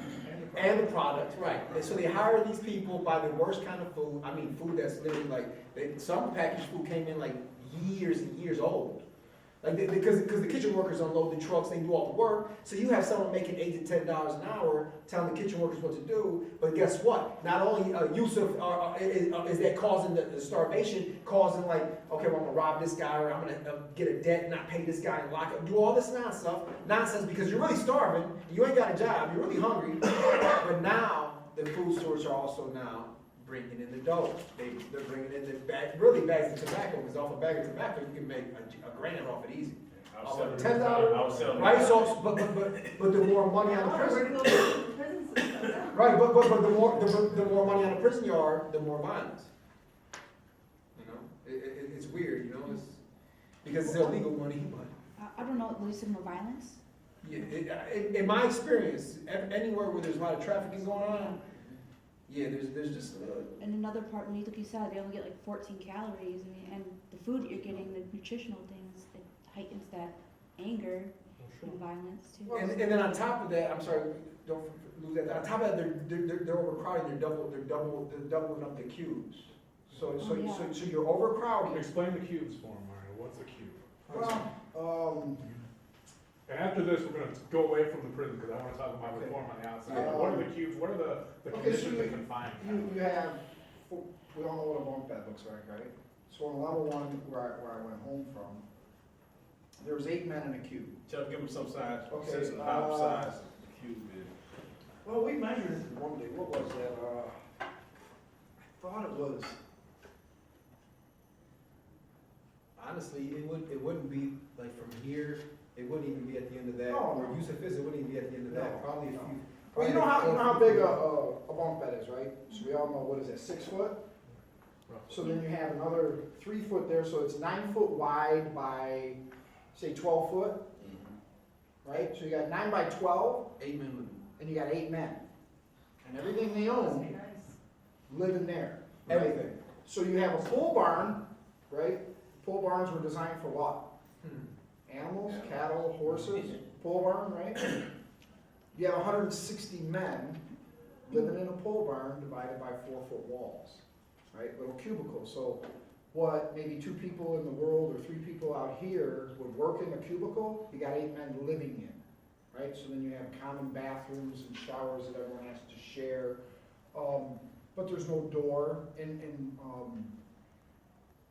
I mean, just imagine that, 8 grown, I mean, it's almost like for me, I had to think real long and hard, did I want to stay at this facility? Because I thought about just blowing it. And then if I go back, because my comfort zone was I had a door that closed. For me, I couldn't sleep when I came to a level 1, I didn't like this, because I don't trust people inherently, right? So for me, it was just a debate, do I want to be here or not? Because I know if I don't, I'll just go knock someone out, and then, you send me the hole, and you bump my level back to a 2, and I'm good, I'll be all right. Keep that frame of thought now, what he just described, right? The environment. This is what they're doing. They're closing down prisons, pushing guys down into this environment because it's cheaper to house men like this. So you got guys doing 10+ years before they see the parole board, being in an 8-man cubicle. With other men, that technically you're only supposed to have 5 years or less to be around. So now you got guys 7, 8, 9, 10 years, still got some predatory behavior in them, and now you got a lot of younger guys, or even regular people that are short term. They're doing 4 or 5 years and they're going home. They weren't there for anything serious. But here we are being pushed down. We're what they call waivered. So I wasn't a level 1. They're going to waive me because I had a couple of years of good behavior. So I'm manageable. Well, we'll move you there because it's cheaper. It's only 2 officers for 160 men. That's it. So you as officers are essentially on an island. Yeah, do they run the prison? They do, but why? Because we let them. That's what it boils down to. At the end of the day, I'm in a prison with 1,600 men with no doors that lock. You want to talk about something getting dangerous? How are you going to shut us down? How are you going to close the housing units where other men can't come out? You can't. So at the end of the day, the only thing that helped, that the mistreatment I seen there at that level was greater than the upper levels, was because everyone here is going home and they got something to lose. Level 2, 3, 4, 5, you may not be going home, or when you are, it's 20 years down the road. So guess what? My attitude when I came in, being a little angry and upset, was I'll do what I want to do when I want to do it. I got a lot of time to do it. So therefore, I can clean my mind. I'll clean it up at the end. I'll just walk through the straight and narrow for a few years. I'm good. But until then, I'm gonna do what I want to do. But that behavior is reinforced. Go ahead, Yusuf. I just want to piggyback off that in terms of, we got guys who done time in Jackson, Marquette, and now you're mixing them up with younger guys. I mean, again, it's creating this chaotic situation. So as Rick explaining, like how this violence is, you're easy to be controlled in that type of environment. Because at the end of the day, we're fighting against each other. When you're throwing homosexual behavior, drugs, gambling, all these things that's a distraction. Versus who's the real enemy, who's creating this climate of high potency of oppression. It's funny you said that. I was on the PBF, the Prisoner Benefit Fund Committee, and it was time to renew the contract for licensing for cable. And it's like a $50,000-$60,000 price tag for a population of 1,800 prisoners, right? So I had to go out there, I said, well, I'm representing the prisoner population. I said, well, the men have spoken, we no longer want cable. And they're like, what do you, no, we're getting cable. I was like, no, I said, why? We might read a book. But they force your hand. They know, like he said, we got all these pacifiers, I call them pacifiers, in prison. You know? Okay, so I wanna shift it away from the penitentiary now. Please, So, stay away from me. Let's look, I wanna talk more about the broader picture. So, before we go in, I wanna talk about criminal justice reform. What are the problems in the system? I know we mentioned earlier, like, it's not really a problem, it's doing exactly what it's designed to do, but what are the things, those of us who've been in the system, what do we see that needs to be fixed in order to not just alleviate mass incarceration as a whole, but what are the things that individuals in the system need to come out, come home right, and the preparedness, programming, stuff like that. But I wanna hit on presidential election. I'm not gonna go on Snyder mode, 'cause I'm not even gonna, that's gonna. Vote for Trump. So basically, we only got 4 presidential candidates left that are really, the front runners. So obviously, we got Trump and Cruz on the Republican side, and we got Hillary Clinton and Bernie Sanders on the Democratic ticket. So I want to ask each of the panel, what are your thoughts on the candidate that you feel is the most criminal justice reform oriented, and why would you vote for them? Go ahead. Whoever wants to start. I mean, do we have to really say that? I mean, it's like a rhetorical question. Bernie, right? No? Well, I mean, Aaron and I, we had discussions outside. Who do you want, Trump? And, well, I'm gonna talk to you again. I know you all hear that. She should be our CIA director. Well, I mean, It's cold, man. I don't have no, as far as Hillary or Bernie, I would be comfortable with either one. And like I was telling Aaron prior to the class, that I think the race is Hillary to lose because of the machine she's plugged into, the system we talked about. She's just too connected, and I don't think anyone's gonna beat it unless it's up to her to lose the race. Number one. Number two, I think she has the benefit of hindsight from the policies that her husband implemented during the 90s. The omnibus crime bill that was passed around 92, 93, prison litigation reform, and all the stuff that was real oppressive toward incarceration and being tough on crime. I think she has the benefit of, when you make a mistake and you've done something, you can look back at something you did in the past, you say, wow, I would do that different now. And I think that's somewhat of a benefit. It's kind of counterintuitive, because you think, well, she's connected to big money, this, that, and the other. But those of us that have been incarcerated, we fight for second chances and redemption. We want people to give us a second chance. We want people to allow us to redeem ourselves. So how can we not have a similar attitude with somebody that's in a position to actually clean up a mess that they were part of? You get paid by our campaign? Not yet. Ron's doing a golden Hey, man. I mean, is he just I know he was on here. No, but you know what? I like that argument. My argument is that I'm going with someone who made the right call at that time, and Bernie didn't vote that way. That 1996 Anti-Terrorist Act put that nail in our coffin. The guys inside. Obama talked about it. He didn't do anything about it. He's stepping up to the plate now, but what? Because it's at the end. At the end of the day, everyone that gets in office, every move and every choice and every action they make that first term is going to be for a re-election. I don't care who it is. Right. So she ain't going to do nothing for it. If anyone's going to do something, in my opinion, it's going to be Bernie immediately in the first term. But she can't do anything in the first term because everything is geared towards a re-election. Right. Once you got that power, you don't want to let it go. Everything is geared towards it. So she's not touching anything in terms of what, in my opinion, what I feel to be injustices within the institution, like institutional racism, inequalities, and like crime bills. I don't see her doing it for the first term. Yeah. Anyone. The inequality as far as the sentencing disparities, does it take her? No, but it takes somebody that's fair-minded. And I think for me, I don't really look at it Republican, Democrat, per se. I try to look for who shares some of the same ideals that I share, right? And who's willing to step up and do some things. But I think Mario's absolutely right. For 4 years, what are they gonna do? Right, so now you have 4 years to implement something that probably would've took 8 years anyway, right? So the problem becomes then when the next administration comes in, how does it flow as far as, you know, what's the hot topic? I mean, the brother said today, you know, in my opinion, I came home at the exact right time for the work I wanted to do because there's a national spotlight on it right now. And that's what, And as he said, if I would've came home 10 years ago, would there have been the opportunity, in the things happening that are happening today? No, you know, yeah, I mean, and I believe that there's, even in politics, there are people out there that wanna do the right thing, you know. I've met some of those people, I've had an opportunity to work with some of them. You know, I think it's about, for me, finding a candidate that shares my views, right? By and large, and for me, it's gotta be Bernie. It's not that, it's never ever gonna be Trump.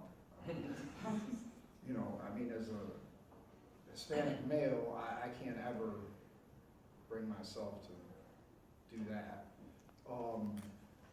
Cruz, I don't think he has a backbone, personally, so I can't roll with him, you know. So obviously it boils down to Hillary or Bernie. For me, it's Bernie, but the one thing Hillary probably does have is a backbone in the sense that she's made some calls that, in hindsight, I'm sure she regrets, but for lack of a better term, they took some balls to do, right? Right or wrong, you know, a decision was made. And I think just as long as she can learn from some of those decisions from her or her husband, you know, she has an opportunity to be a great leader. But I also think that because we had a African-American president first before we had a woman, I think it also goes to show, you know, throughout our nation, just where we're at when it comes to that. You know, and so that tells me that women have had and continue to have an uphill battle. So for that reason alone, I would like to see a woman to kind of bring things up to speed where we should all be on equal playing ground. I just wish it wasn't her per se, right? But I think it is important for our nation to move forward to put a woman in office one day that is qualified. But for me, it's just about the qualifications, not about the political party or the ethnicity or the race, whatever. So I'm with Bernie too. I feel the burn all the time. Everything on Facebook is Bernie this, Bernie that. Bernie's not perfect. He's made some statements such as where he feels within the first 4 years of his presidency, he's going to clear out the penitentiaries to 600,000 strong. I think all of us up here know there's no way how that can happen. I think his heart's in the right place. I don't think he's saying that out of like to be deceitful or to straight up being that political rhetoric. I think he just doesn't understand how that he can make incremental change through the state systems by pulling the purses from the state, but most of the prisoners are in state and local facilities, not federal penitentiaries like you were in one time, right? He can have a lot of control over those federal penitentiaries, but not the state and local. He can take away the purse strings and do executive orders and try to encourage Congress to make laws that can pull away purse strings to have more progressive policy to empty the state and local facilities, but that is not a 4-year project. And it sure as hell is not 600,000 people. But I think Bernie hits on 2 huge points that I want to touch on. Economic inequality, and that's why I would really go for him. He wants a revolution. Our country is basically run by corporate industry. I feel Hillary is deeply connected to that corporate industry, and therefore I feel her best judgment is more connected to the corporate industry as opposed to the American people. That's my perspective. And then on the other part of it would be with criminal justice reform, like Ron said, she made some mistakes, and she didn't specifically make mistakes. Clinton, her husband Bill Clinton did, but she was certainly supportive of those mistakes. And I feel that Bill Clinton has come forward and apologized for his role in the development of mass incarceration and the attack on social welfare reform. Hillary hasn't. Every time she is, that question is pushed on her, she's kind of like evasive and gets away from it. So that troubles me. I'm all for coming back for mistakes, but you gotta take accountability for your actions first before you can remediate. She knows the system though, like Ron said. She is the political beast. She's not gonna back it. If she wants something, as president, she will get it. But the question is, does she want something for me, for the American people, and not for those corporate sponsored banks? So I I don't know if that's in her interest, because she's getting money from private prison lobbyists. I know this, that's public knowledge, and she's getting hundreds and hundreds of thousands of dollars of speaking fees from Wall Street. I mean, and Bernie's getting all these individual contributions. He's a baller. He's an old man, but he's a baller. So I just feel that that's what we need, a revolution. Economic inequality and criminal justice reform. So to shift now to that, I want you guys all to hit, like, what would be if you could do one thing, if you could enact one policy for criminal justice reform, what do you think is the most pressing issue that is needed? And I want to talk on a national level, not just at the state of Michigan, but what at a national level can you do? Me personally? All of you. But every one of you. my number one mandate would be that all incarcerated are mandated, they have a choice, they can either, continue education, when I speak education substance, post-secondary, or they can be locked up 23 hours a day. Okay. That's what I would do. There's studies showing, in Minnesota, they had a prison where the guy, the warden, he was empowered to put in place a program where, post-secondary education was instilled. The recidivism rate in this population in a long-term study was 3%. Yeah, we were talking about that earlier. There's no study that shows the contrary. Right. So for me personally, that's what it would be, Okay. to mandate post-secondary education. So would you, as a part of that policy, would you pull back in like the Pell Grants? Yeah, like Or you even do maybe now. even student loans or other types of Yeah, different of grant course, funding? of course. Okay. I mean, I think it'd be much more beneficial because they're already a captive audience, they're already housed at a significant lower rate than otherwise. You wait till they come home, they get the Pell Grant, I mean, now what, you gotta give them a stipend, there's just additional costs. Sure. They're a captive audience, utilize it now, and safeguard the community by bringing home good neighbors. Go ahead, Ronnie.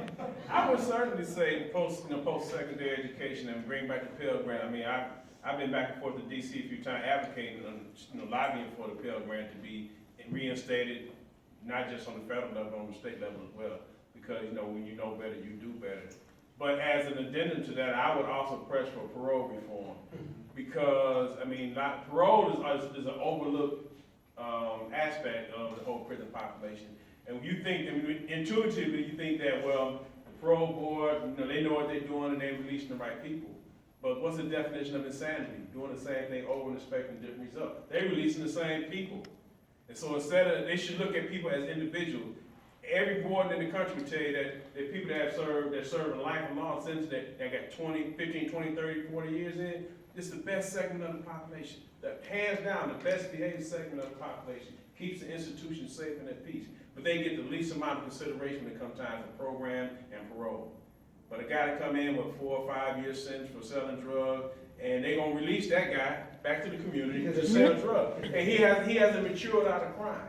Whereas you got these tens of thousands of people that have served over 20 years that can be safely released to the community if you give them a meaningful parole review instead of this blanket review that they do now. So if they reform the parole process to provide meaningful review for each person to determine what they have done from the time they came to the prison to the time that they see the parole board, make it dependent on that, because the circumstances of the crime are going to never change. If they kill somebody, the person never coming back. If they rob somebody, the person, you never changing the facts. So you have to look at the behavior of the person from the time they were convicted to the time they see the parole board. And then base the release to our community on that. Not just because a guy got a so-called non-violent drug offense. We know that drugs create all the havoc in our community. So to release them people back to our community is insanity. Stanford University commissioned a study where California had released 860 lifers. Only 5 of them recidivated. None of them came back to prison for murder. They were for technical violations. That's a less than 0.5% recidivism rate, whereas the national average is 60%.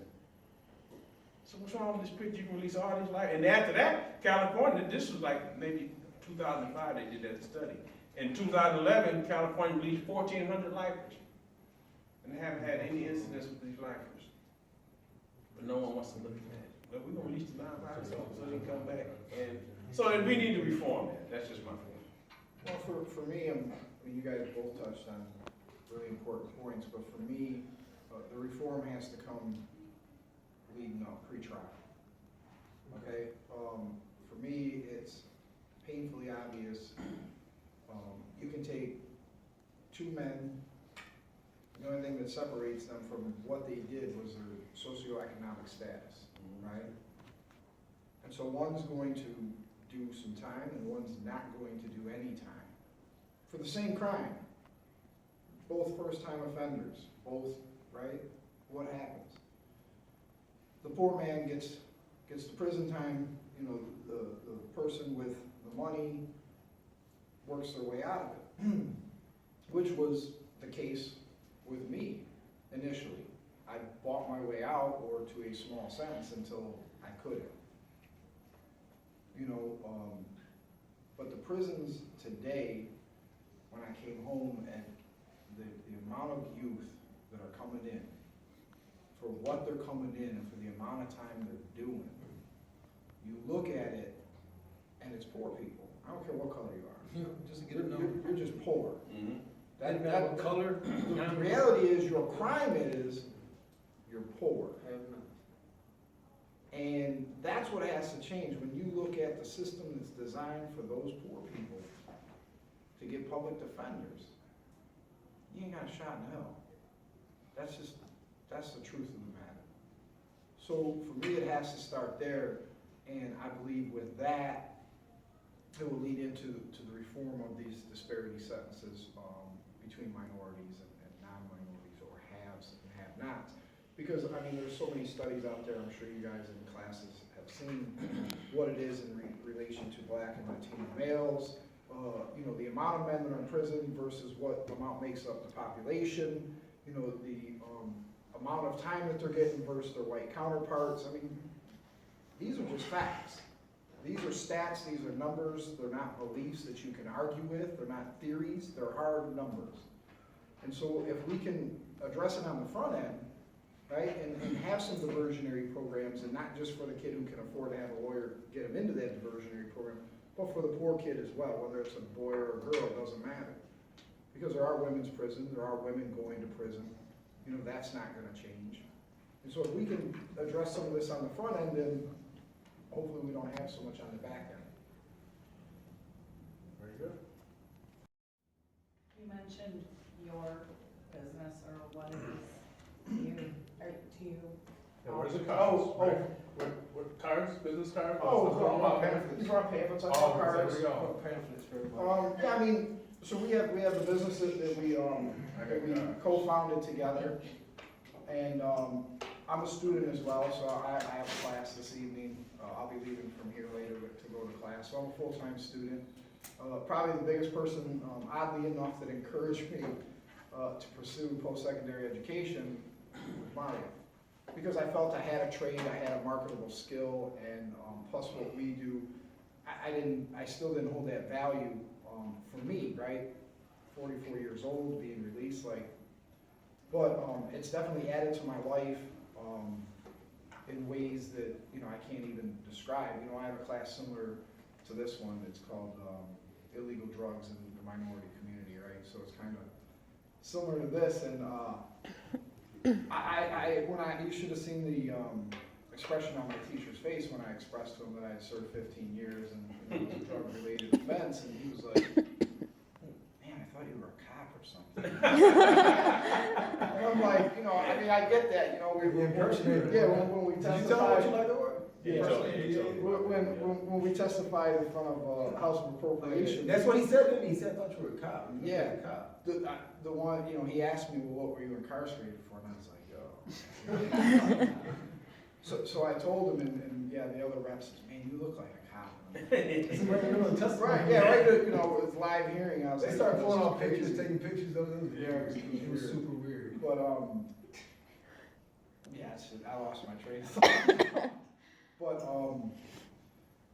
the business we do is, for me, you know, my purpose in doing it, my vision in doing it is, number one, to share the skills that were imparted upon me, because I know the transformation that took place in me and where I came from, and other men like me, that had long and indeterminate sentences, and where they're at.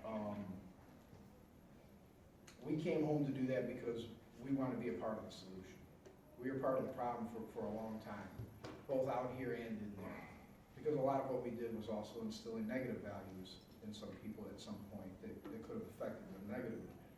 So today, you know, it's about impacting our community in a positive way. It's about creating peacemakers within the community, on the job place, and in order to resolve conflict and understand that you can resolve things without violence, and that you're not any less of a man for it, you know. And then my other business, which pays the bills, was the painting, and I do disaster demolition, so houses that were on fire, floods, things like that. Yeah, and so what I'm able to do is work with some returning citizens, right? So I employ some guys that are coming home, and a lot of times it's just for short periods until they can move on, but I give them a livable wage. Job, you know, I start them out at 13, which is probably better than what most places are given. And I take on some youth, and I'm trying to impart a trade upon them, something that they can always use to make money. So basic understanding and use of a hammer, drill gun, sawzall, circular saw. You know, for some of these young guys, they've never even used these tools or know what they are. So to get them using it, giving them a livable wage, it lines up with my purpose though. Give them opportunities. You know what I mean? It's interconnected. Yeah, it's interconnected. You know, I'm not just a business owner, you know what I mean? I pick the guys up, sometimes I have to feed them, take them home. On some occasions, I've given them a place to stay at night. You know, they're welcome in my home, as long as they don't mind my dog sleeping with them on the couch, because that's like, but, you know, I open my home to them, and that's for what I've done, not just my convictions, obviously, because I've been involved in other things that I didn't get caught for. It's just my way of giving back. It's my way of showing the world that every guy that is behind bars isn't gonna hurt you. Has a heart, has a soul, you know, is a father, is a grandfather. I'm a grandfather, I'm an old guy, you know what I mean? I have 2 grandsons. It's like, I don't mind being somebody saying, well, you look like a cop. I'd rather look like a cop than a convict. I don't know exactly what a convict looks like, but I can guess, right? But I don't mind that. And so everything in what we do in this mission, this road that we're on together, and hooking up with guys like this, you know, finding the like-mindedness, I believe through this, through partnerships and alliances, we can impact and we can make a difference. But it's all about breaking that stereotype. You know what I mean? And for me, I'm just, like I said, I'm blessed, I'm grateful, I'm thankful to be here. I appreciate you guys allowing us to entertain this, you know, organic conversation with you all and share the space. And so for that, I'm very appreciative, and I hope that I've provided a little something, some insight into what it means to have walked through that system and come out on the other side a little better. Did you have a question right there? I was just gonna ask Ron, actually, like, what were the circumstances and grounds that your case was overturned? Good question. Prosecutor misconduct. No, it would come on, man. For real? Our case was reversed on prosecutor misconduct. Was it by Dougie? No, Oh, it's in Troy, it was Flint. it's Flint. This is before Doug. I mean, this before. This is 30 years ago. No, he's a prosecutor back then, so that's why. Oh, yeah, you're right, That was right. a prosecutor back then. In my case, the prosecutor had proper fabricated evidence, false testimony, use of evidence that had been ruled inadmissible. Prior to trial, they had these pre-trial hearings, and one of them was evidentiary hearing, what can be allowed in and what can't be allowed in.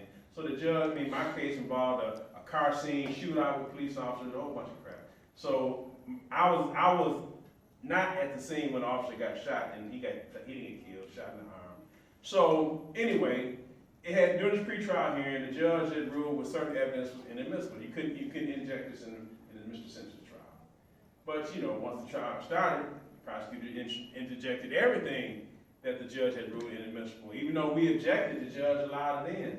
So it took me 27 years to get the courts to rule that, look, you know, this is improper. He had an unfair trial. He wasn't at the scene. I mean, there was a whole lot of stuff going on, and they reversed my conviction. 27 years, that's Mandela. Ron, what level was that So probably like the federal habeas corpus? Yeah, I got reversed in the federal habeas corpus. The state, I had gone through all the state appeals 2 or 3 times, and they had never once, granted me any relief. And it's funny because on my appeal, the very first appeal I had, the state court of appeals, it's funny, they had ruled my reading opinion, they were agreeing with all my issues. They agreed with, I had 6 issues, they agreed with 5 of them. But then they got down to the bottom, they said, well, we're gonna view this in the light most favorable. Harmless error. Yeah, harmless error, we're gonna view it in the light most favorable to the prosecution, which I had never heard. What you mean, favorable to the prosecution? If I'm right and you agree with me, how you gonna switch that up and agree with the prosecutor? So, Isn't it the same as the vicious will thing? What you just said, the will to, I'm sorry, like there was no vicious will for you to commit that crime, so. right, That I mean, was one thing. there's a lot of stuff, criminal trials are so full. I hear it was 4 of us involved in this case. 2 of the guys that cut deals with the prosecution to testify against me.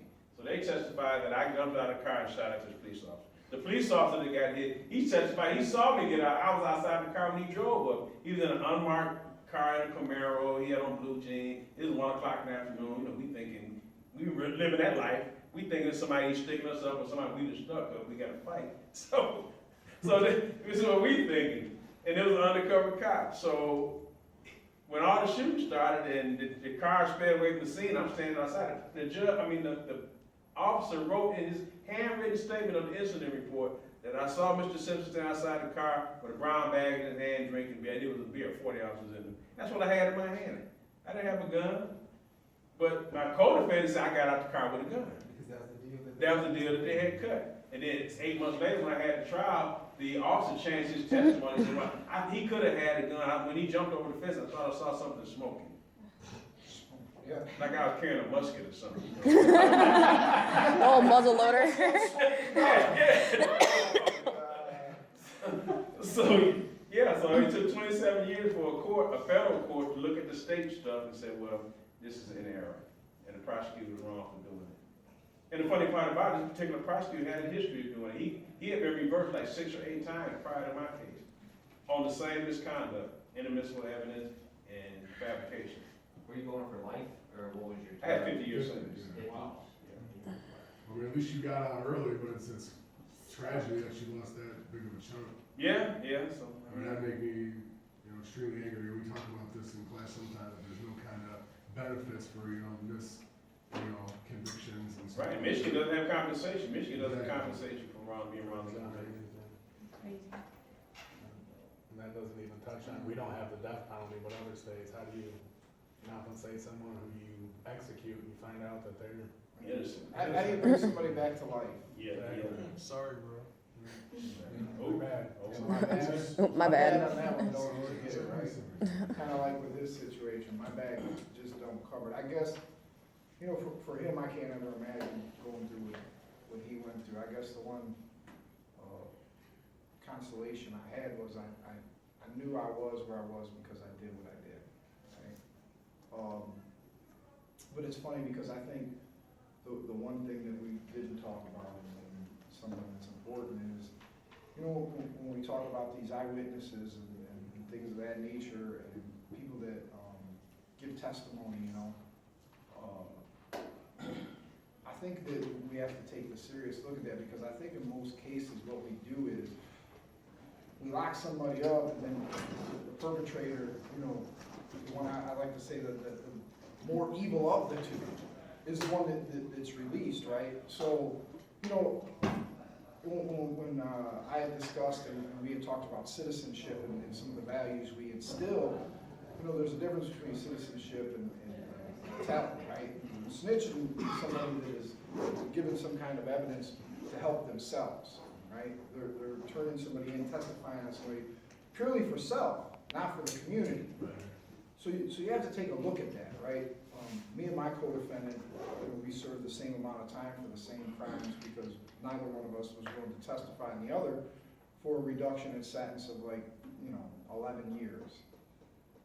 But that was because of the way, my mindset was. I was never going to tell, period, right or wrong. But I often throughout my time incarcerated, I ran into a lot of men.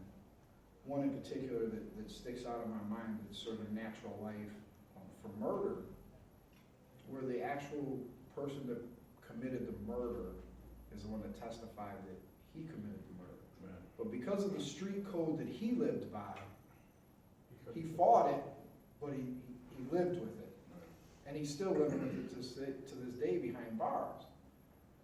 And, you know, things have come out since then that may help him, you know, about this particular individual where other murders were committed after, you know, this guy was incarcerated. So I think the one thing that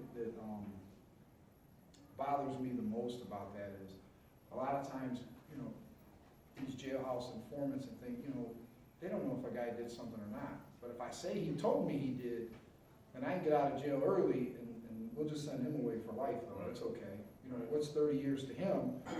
In this case, 27 years. What's 27 years to him? You know, I'm testifying, I'll be home in 5 years. But here's a man that never even committed the crime. So that's something that's fundamentally wrong with the way that the deck's stacked. Well, not only that, let's talk about now. Let's say if you only have one shot at the Hague. You know, we talk about the 1996 terrorist act where they only give you one shot at your habeas corpus. So if he would have came down in an era in which he only had one shot, he would never been released. Well, you could have newly discovered evidence. That's another hurdle you got to jump over. Yeah, prove it's newly discovered. Question for you, not to sound rude. What time is this class over? I have a taxation. So we got just a little bit of time, so I mean, if you guys. Open questions? I got just one for all three. What's the first thing you guys did when you guys got out? You don't want to know that. I went to Wendy's. I can tell you. I'll die hot with the family first. Yeah, I went to this little diner there in the village. My children picked me up, so they let 2 people come in, you know, where you're released at Jackson. And so for me, my daughter jumped in my arms, had her legs wrapped around me. It was, you know, I had my immediate family there. So I went to breakfast, but the big part of the day for me was we had a barbecue. You know, we had my sister. I came here. I forgot. So I had my immediate, you know, my siblings, you know, my parents, my stepfather, and my siblings, significant others, and I had Mario there and 2 other people. One guy I grew up with, and then another friend of mine that I was incarcerated with. And for me, that was all I wanted. Like, they wanted to do this big party. We're going to get a hall. I said, look, I don't want to see none of them people. Like, this is who I want. This is what I want.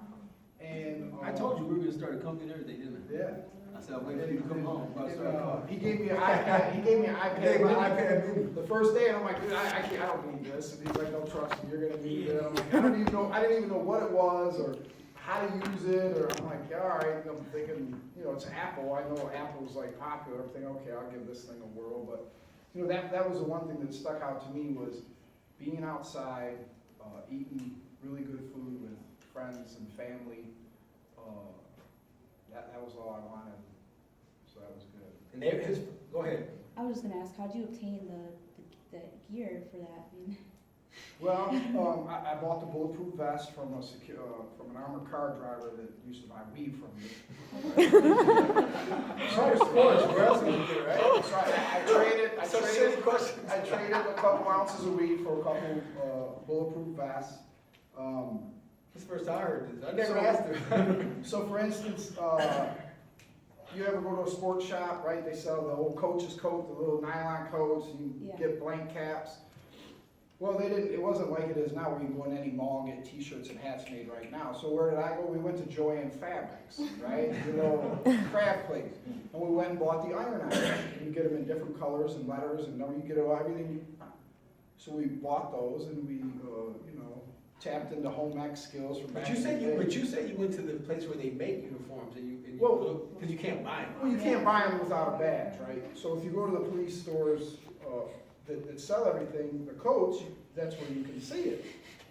Try it on, the whole 9 yards, right? So, you know, I went in there and it was funny because I was acting like a cop, just walking around, shopping, right? Me and my co-defendant, who oddly enough could pass for my brother. And so then I purchased some badges, right? You know, and I actually did buy one thing from the cop store, and that was like, and it has the chain with the badge holder. Mm. So I purchased one of those there, but yeah, essentially, we hobby crafted our way into, you know, you can go to any Army surplus store, get the boots and the cargo pants, I mean, really, what else did you need? So for like, you know, $30, I was a DEA agent. Yeah. But I had this thing with a badge, and if you looked at the badge closely, it was like a fireman's badge. You sell some dope to this fireman, right? So I got his badge for an 8 ball of Who looks that cocaine. closely in the bed? So I had the whole hookup, you know, all bought with drugs. And you also said that you also tried escaping? How close did you get? No, I never said that. Okay. What I said was I was put in segregation for attempted escape, which I wasn't attempting to escape. It was some tools came up missing. I was a maintenance worker, and so some intricate, what they call security tools came up missing, and because I was on that crew, we all got locked up, and you know, consequently searched and strip searched, and you know, I was held in segregation for months, based on an investigation with no paperwork, with no kind of tickets, no administrative remedies. I was there under investigation, and so based on that, they could hold me indefinitely because I was now a security threat. And so for several months, I sat, you know, locked down 23 hours a day. I went to segregation for attempted escape as well. Yeah. For drawing a picture. And when they first opened the Thumb facility in Lapeer in '87, it was a brand new facility. When they sent me and other guys from Jackson there, I'm sitting in the room by myself, you know, looking out the window just like this, and looking at the trees. I had never, you know, Jackson didn't have trees and animals. The walls. Yeah, it's just a huge wall. So I'm looking out, I'm amazed at nature, and I can draw a little bit. So I'm sitting there looking right out of it just like this on my bunk, and I'm drawing what I see. The fence line, the trees in the back. That was about you? That said that was Yeah, that was me. Yeah. I didn't know that. So I drew this picture and I put it in my property with my other art supply. I didn't think anything about it. They shake my cell down one day and they see this picture of the fence line and the trees. And all that. And they wrote me a attempt to escape ticket saying I was trying to escape. I drew a picture of the perimeter. You're good, boy. You had Picasso. I was in segregation for about 4 months behind that. 4 months. Yeah. Where at? In the pier. They kept me right there. So what's up, we're leaving with you? What biology major? All right, so all together then, I guess we'll wrap it up. I want to get a couple quick photos with the crew here, if I I can. want to get a photo of the revolutionary back there. We got everything taped too.